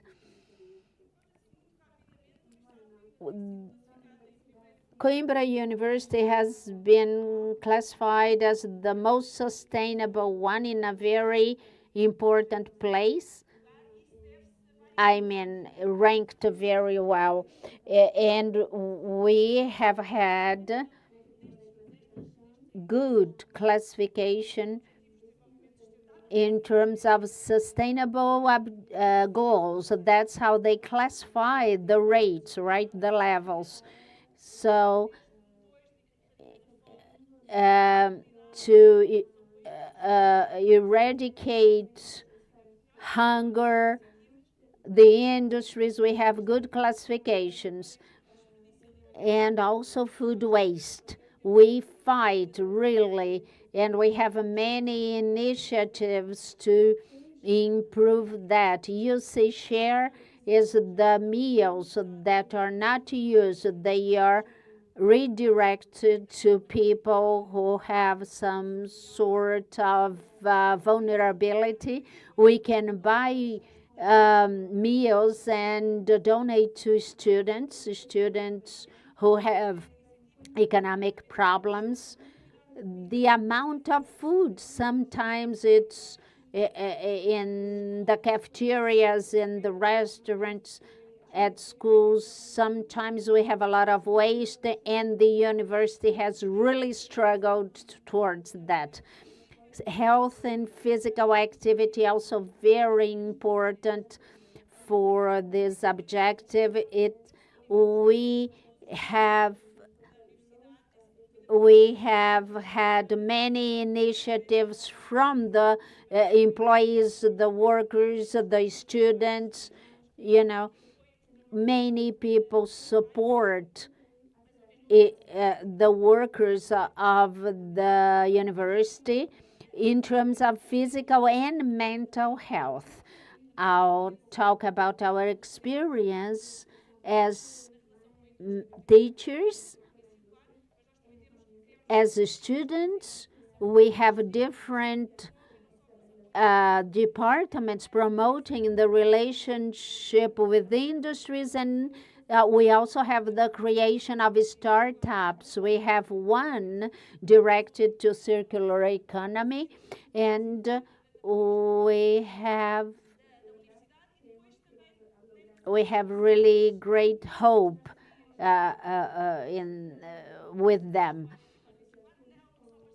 We have partnerships, academic ones with the industries, the Pact for Value in the Circular Economy. This pact encompasses an action plan, and we have guidelines to follow. So we created many pacts throughout the region related with the key sectors of the circular economy. So we have different partnerships here, and we have had some initiatives. ANU, at the United Nations, they have worked in terms of welcoming and supporting students. About the experiences we have had, specifically in engineering, the circular economy subject is approached here with industrial ecology. This industrial ecology was called so before the circular economy, dealing about with all these subjects. We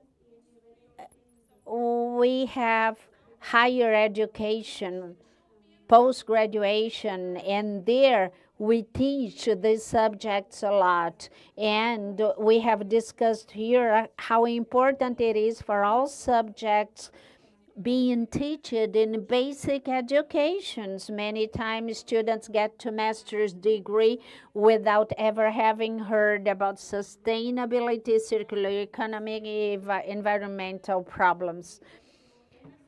I start my classes asking, haven't you heard the news? How is it possible you have not heard about it? Few students are sensitive to such subjects. It's much related to awareness, you know, so we need social awareness to educate students. For the market, companies and industries need knowledge in such subjects, and it is very important that the engineering students learn about that, but not only in businesses, but in their private lives. So we are able to calculate our overcharge of the planet, and I start my classes with that so they can see how they are impacting that, their lifestyle, transport, meals, everything. That makes them wake up. And I start always with such subjects. And then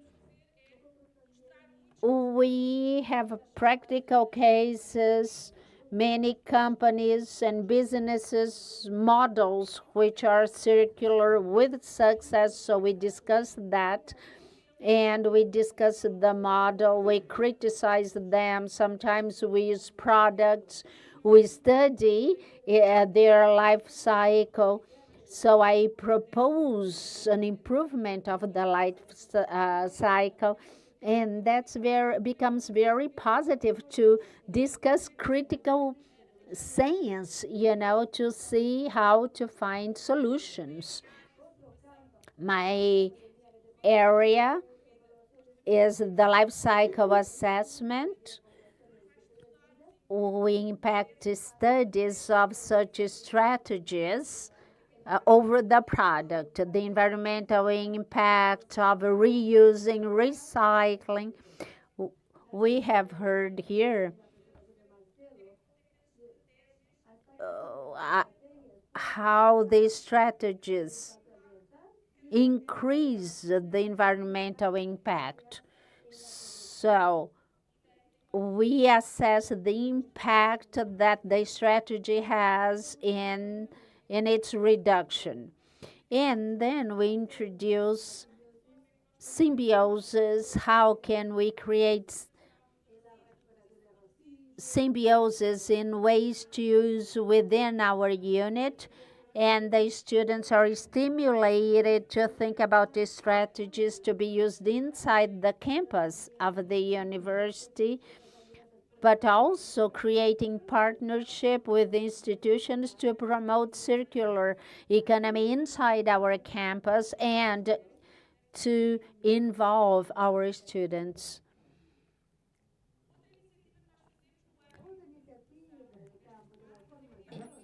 We also create events with companies. We use our scientific knowledge and the involvement with companies. We include the students, they participate, they present their strategies of circular economy. So students interact with companies to see what's being done in the industries. And many times the students, they work in the companies as trainees. And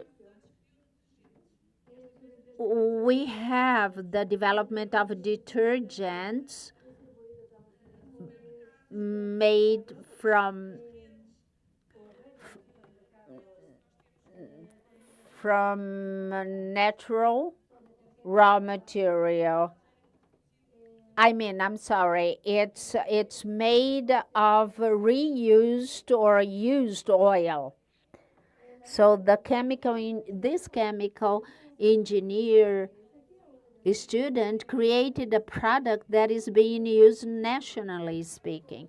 We have the paper industry with huge history of management, of waste management, with the almost complete reuse of their production waste.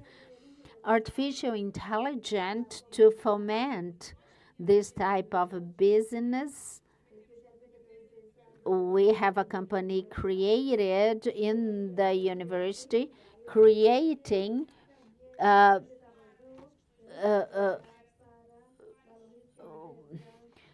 to help in different sectors. We have products for children. So we have sectors to do collection and reverse engineering. We have different industries that can share this experience and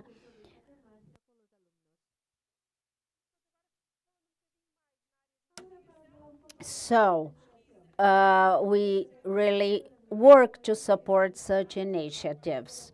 So in the last years, we have an European context focusing on circular economy, and we work a lot on product analysis using waste, recycled material. We assess life cycle to evaluate the environmental impact over the whole life cycle. We have holistic approach, taking the environment into consideration, but we also talk about economic and social aspects to have a complete, comprehensive view of sustainability. So we have real cases. Companies call us to study their life cycle and understand how they can apply all the strategies with their products on their products. So these are products that are under development phase. So we work since the design, sometimes work with them from the design and with room and potential to change the product in order to have efficient use and adequate end of life.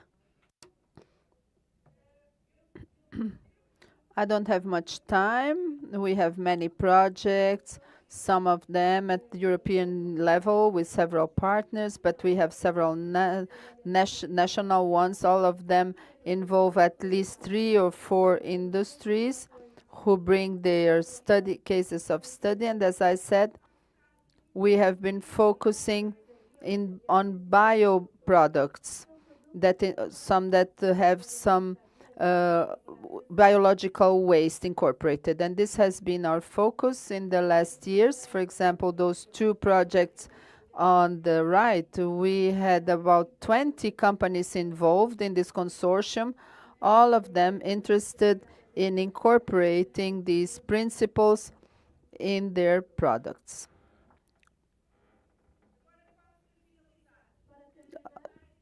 I'm bringing now results of all of the projects, but I wouldn't have time to talk about all of them. I want to mention this one. You might know it. We have been in partnership with Embrapa Brazil, and we have worked essentially with Embrapa Fortaleza, which has developed several products. They want to optimize the waste, the agro-industrial waste, mainly in the food sector. So they want to create new products as of waste.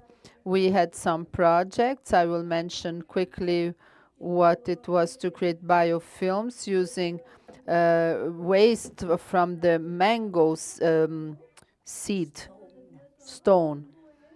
So using our knowledge and our tools, our methodologies to study this product and to notice up to what point this product compared to the conventional one is better. So because these products, so that they are more competitive in environmental terms compared to the fossil origin one.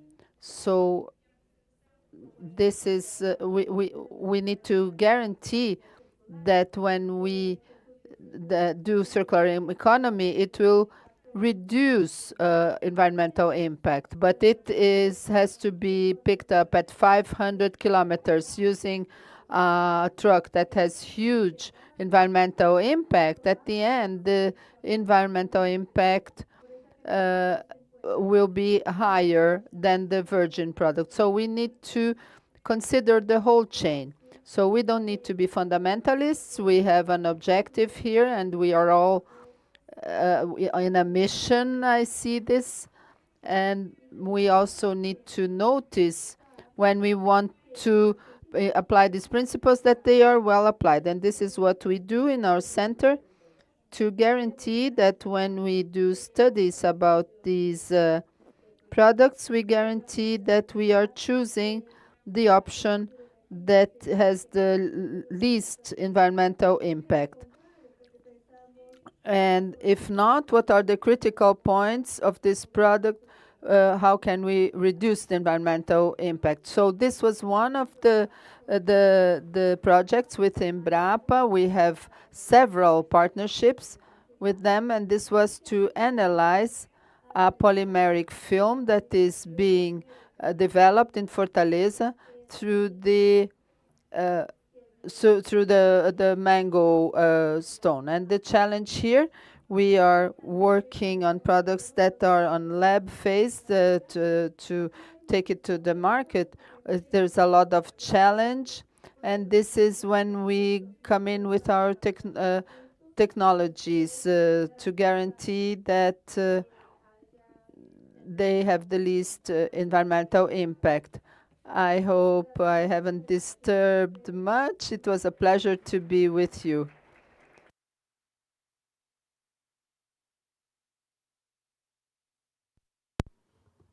Muito obrigado, Carla Abreu Rodrigues, Thank you, Carla Abreu Rodrigues, senior researcher at the University of Coimbra about life cycle, product life cycle and product impact. Now we have our roundtable.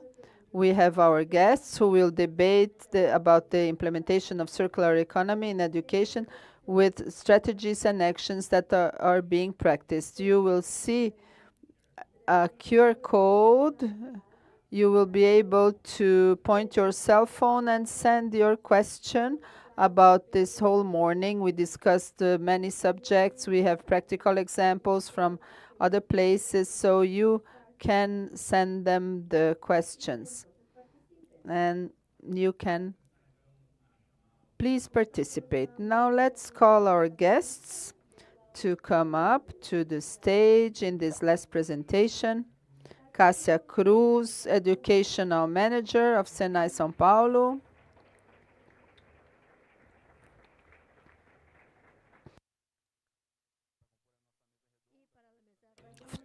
For our roundtable, Edson Grandizoli, Ambassador and Coordinator of Circular Economy.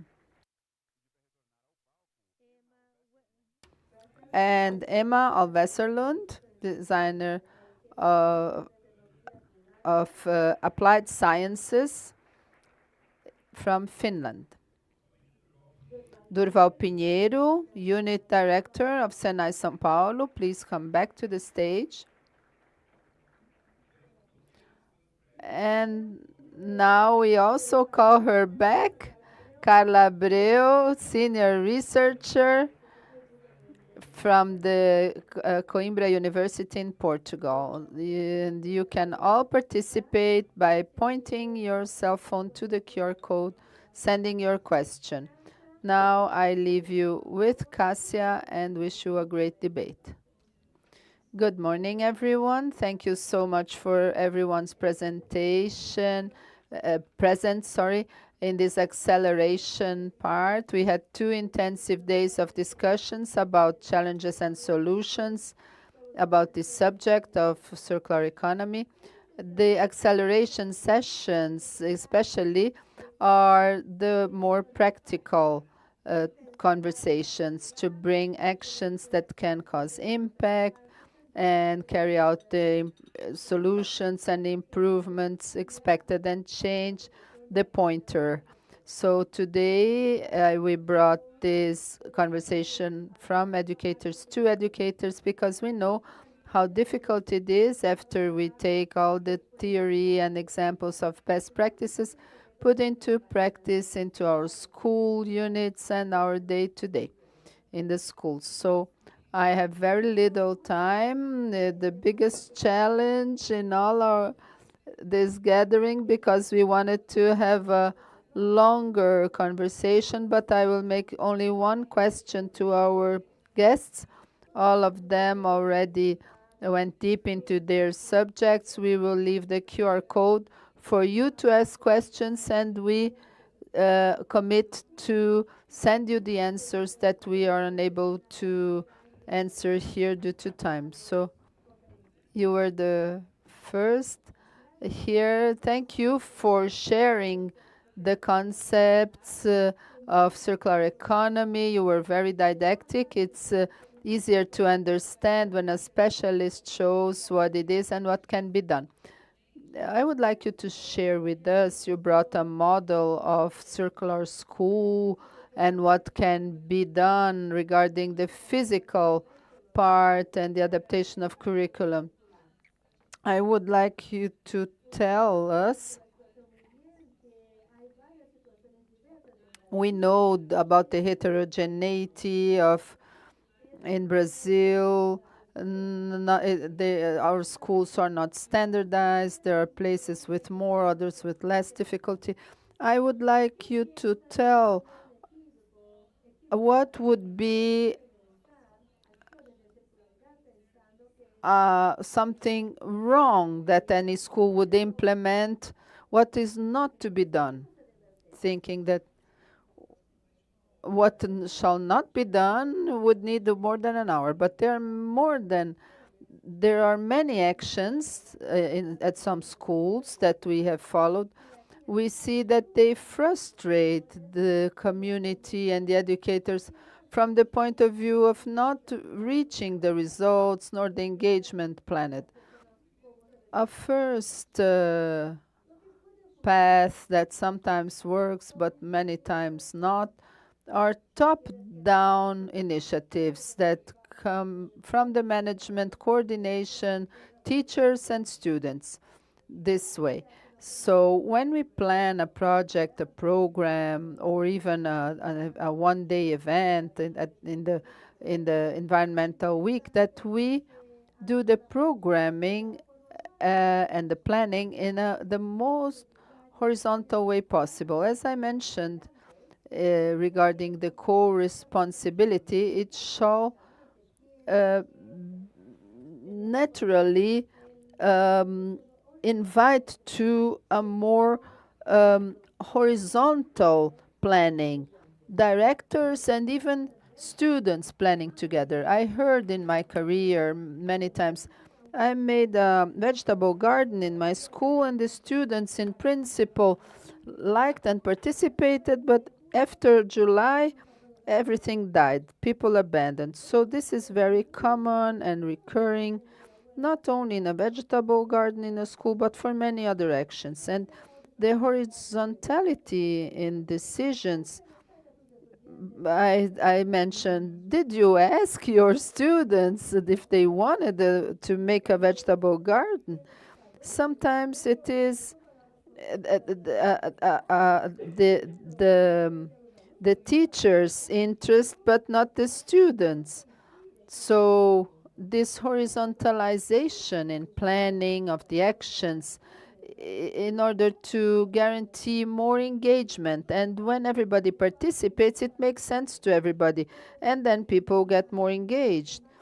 And this will have continuity and permanence. So one thing not to do is not to make isolated decisions that will be replicated to the rest of the community.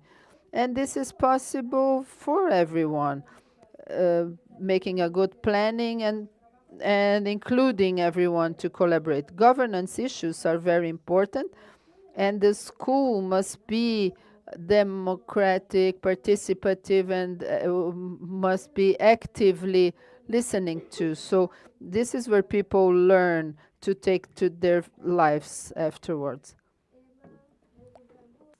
I'll ask you in Portuguese, okay? Okay. You brought us a scenario that is really shocking, thinking that everybody is aware of what has to be done, but few can internalize practices and carry out effective actions. I would like you to share with us, considering the scenario in Finland, very much advanced compared to other parts of the world, what strategies you use still to internalize the concepts of circularity since the infant education up to higher education that can be replicated in schools in Brazil. Or the case might be that it sounds better than it is. Finland is a very small country, and of course it's easy for us to have regulations and policies, and we are really good at following policies. If someone says, like if an authority says do that, we'll do that. So in that case, it's really in a way easy in Finland to implement these things. We have sustainability as a core issue or a very main subject in our, from basic education. My small children, they're not that small anymore, but my girls or daughters are 11 and 13. They are very well aware of these things because they learn in school. They talk about it, they talk about waste sorting, they visit the local waste sorting place, and they are giving these practical examples already from a very low age, but still it's on a very, it's on the surface. It's like we still in a way teach in the basic education in Finland that it's about waste sorting and things like this. So we don't really go to the systemic level, that we actually need to have a system change in society, that we need to move away from consumption. That is not really the case yet. So, but still, we have a lot of good policies, we have really good strategies, and that is something that is important, because without that, we can't really change anything. So that's actually a first step. And then I also think that it's important to remember that every individual can make an impact. And that is also something that everybody has to learn, that it's not someone else's business, it's my business. And together, if everybody thinks it's my business, then we can make a change. So to somehow in society make that happen, that everybody realizes that it's my responsibility. Of course we need the regulations of everything, but it doesn't help if we don't have this personal responsibility as well. And then when we move up in the educational levels, in universities we do have the strategies, we say that sustainability is very important to us and that we want to educate that. The UN goals are very important, but still it's easy to be in a small country in the Northern Europe saying that we should do that and we should do that, but still it's very difficult to change our lifestyle, and that is the problem. Because, we heard that Portugal needs 2 planets. I think in Finland we need... Brazil needs 2 planets. I think in Finland we need almost 4.5 planets based on our consumption. So it isn't enough with having the strategies if we don't actually change our way of being. So I'm not really sure if you should look too closely to how we do. Turn your eyes somewhere else. Policies, yes, we can share our policies, but our doings, no, don't look at us. Realmente aqui nem tudo que a gente tem como política. Not everything that we have as public policy is really followed. This is a difficulty we have and you don't. But the change in lifestyle, understanding the need for changing, this is a big challenge. But we believe in the same, that we need to do this at all levels in education, and in each one at the level possible and go deeper. So even if it is superficial, it can make a difference and soon it will become organic. I became surprised by the figures that we have not after so many debates, but we do not give up. We are firm in that. Durval, thank you for having presented in a synthesis our educational methodology. I would like you to mention more specifically the actions that exist within Senai unit regarding circular economy. We have metal mechanics. It has a strategy, management of infrastructure and supply, where all materials are taken at being or used, and so to get back to a circularity, it has led to a savings of 700 kilos of only now we can think about the strategy and see the difference. In the automotive sector, what is relevant that you can give as an example and that can be transferred to other areas? What we have observed, first, big groups of companies that have departed to strategy of circular economy. We have visited and serviced many car recyclers. This is leveraged by the federal government of public policies called MOVIR, Mobility, Green and Innovation. We have goals of recyclable percentage in the cars, right? In about the materials. So there are special credits for investments. We have 80 to 95% of recycling amount of the vehicle. This increases year by year, and it varies from categories. We need the compensation mechanisms. A car maker will not be able to respond as fast as a law demands, because it has to re-engineer many parts. A company that does not reach the recycling goal can be compensated. The car maker can have 5 to 10 vehicles being melted in a recycling company. So on one end, in the administration, we have seen this movement. Recycling companies look for us to learn more about the vehicle in the disassembling process, to be more productive in this disassemblement. We have labor security involved. Sometimes, the vehicle, when disassembled, they have a residual tension. So with the electric vehicles, right? So there is knowledge and training necessary because of security and safety. Micromobility is important and positive. On one hand, it uses the battery, the electric vehicle battery because it's not good enough for a car anymore, but it can be used in a bicycle, a scooter, etc. The second benefit is that micromobility replaces cars on the streets, reducing pollution, etc. So this curve is not so steep yet, but it has been increasing, and the trend, I believe, is the recycling acceleration is really going to go up. We have public policies, incentives, awareness of our students that really transcend areas. Thank you. Carla?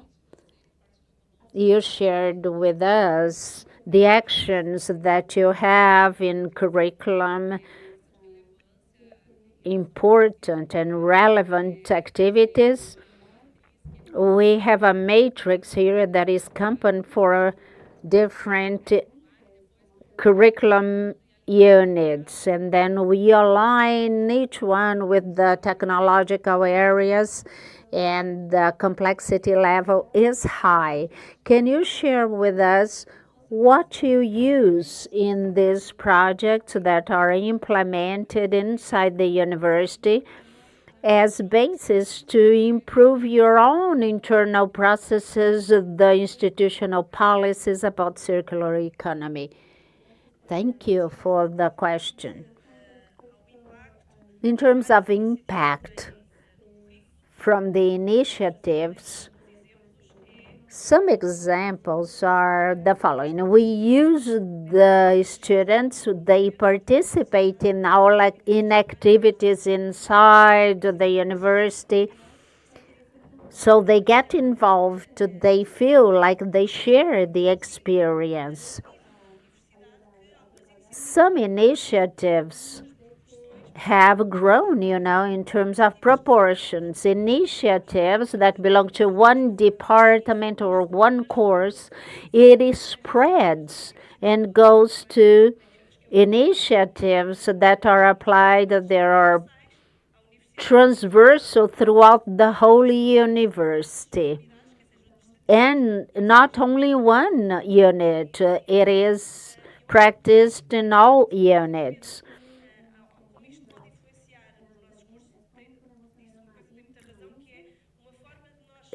We have this influence, this is spreading.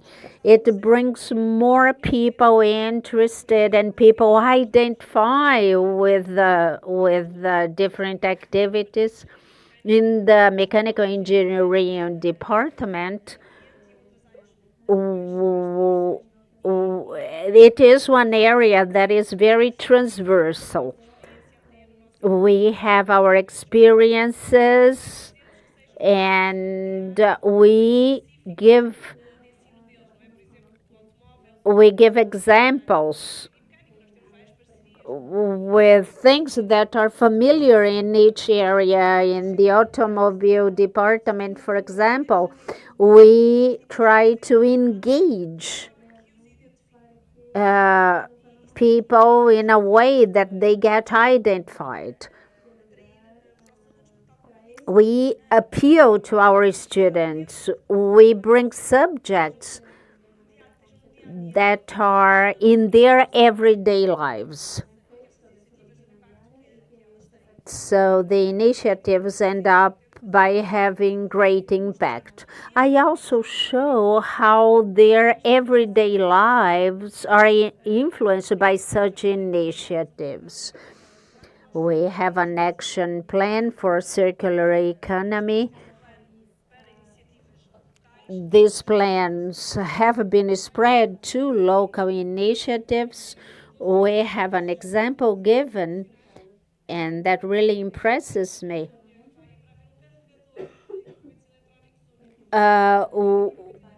Each equipment tool has one charger, so we have tablets, we have cells, and we need to have 2, 3, 4 chargers. So to have one charger for different pieces of equipment, that's a savings. And that was developed in the university. The impact of such initiative was felt. So we developed the awareness, you know. We have the only use of plastic. It's another activity. Plastic cups being replaced by paper cups, but we have the paper cups they have a cover inside, they have a film inside. So we don't have recycling of composite materials. So recycling is also the last of the economy principles. It's important, but we have to bring daily experiences to really make them sensitive, to everything and create a global footprint. Yeah, thank you, Katia. Thinking about product design, standardized things, so we do not fall slave of a mandatory consumption. That's essential. I thank you all for your participation. CNE, Senai, for hosting this event. Brazil is the first Latin American country to host the World Circular Economy Forum. So the insight that our director and Osvaldo had back there when they heard the invitation and they embraced this cause, and they brought this whole discussion, high standard discussion, a global one, and this does not close here, does not finish here. So we have this event today, we have more sessions tomorrow, and these conversations, we need to consolidate concepts, ideas, to find pathways, but this never ends. It's the beginning step for some, the middle step for others, but this is urgent, this is important, and we do not have time, right? We heard that here, and that's very, very critical. Thank you all for being here.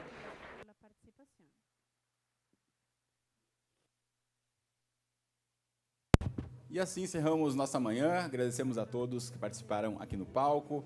Agradeço a todos que estão aqui na plateia, aos que nos acompanharam.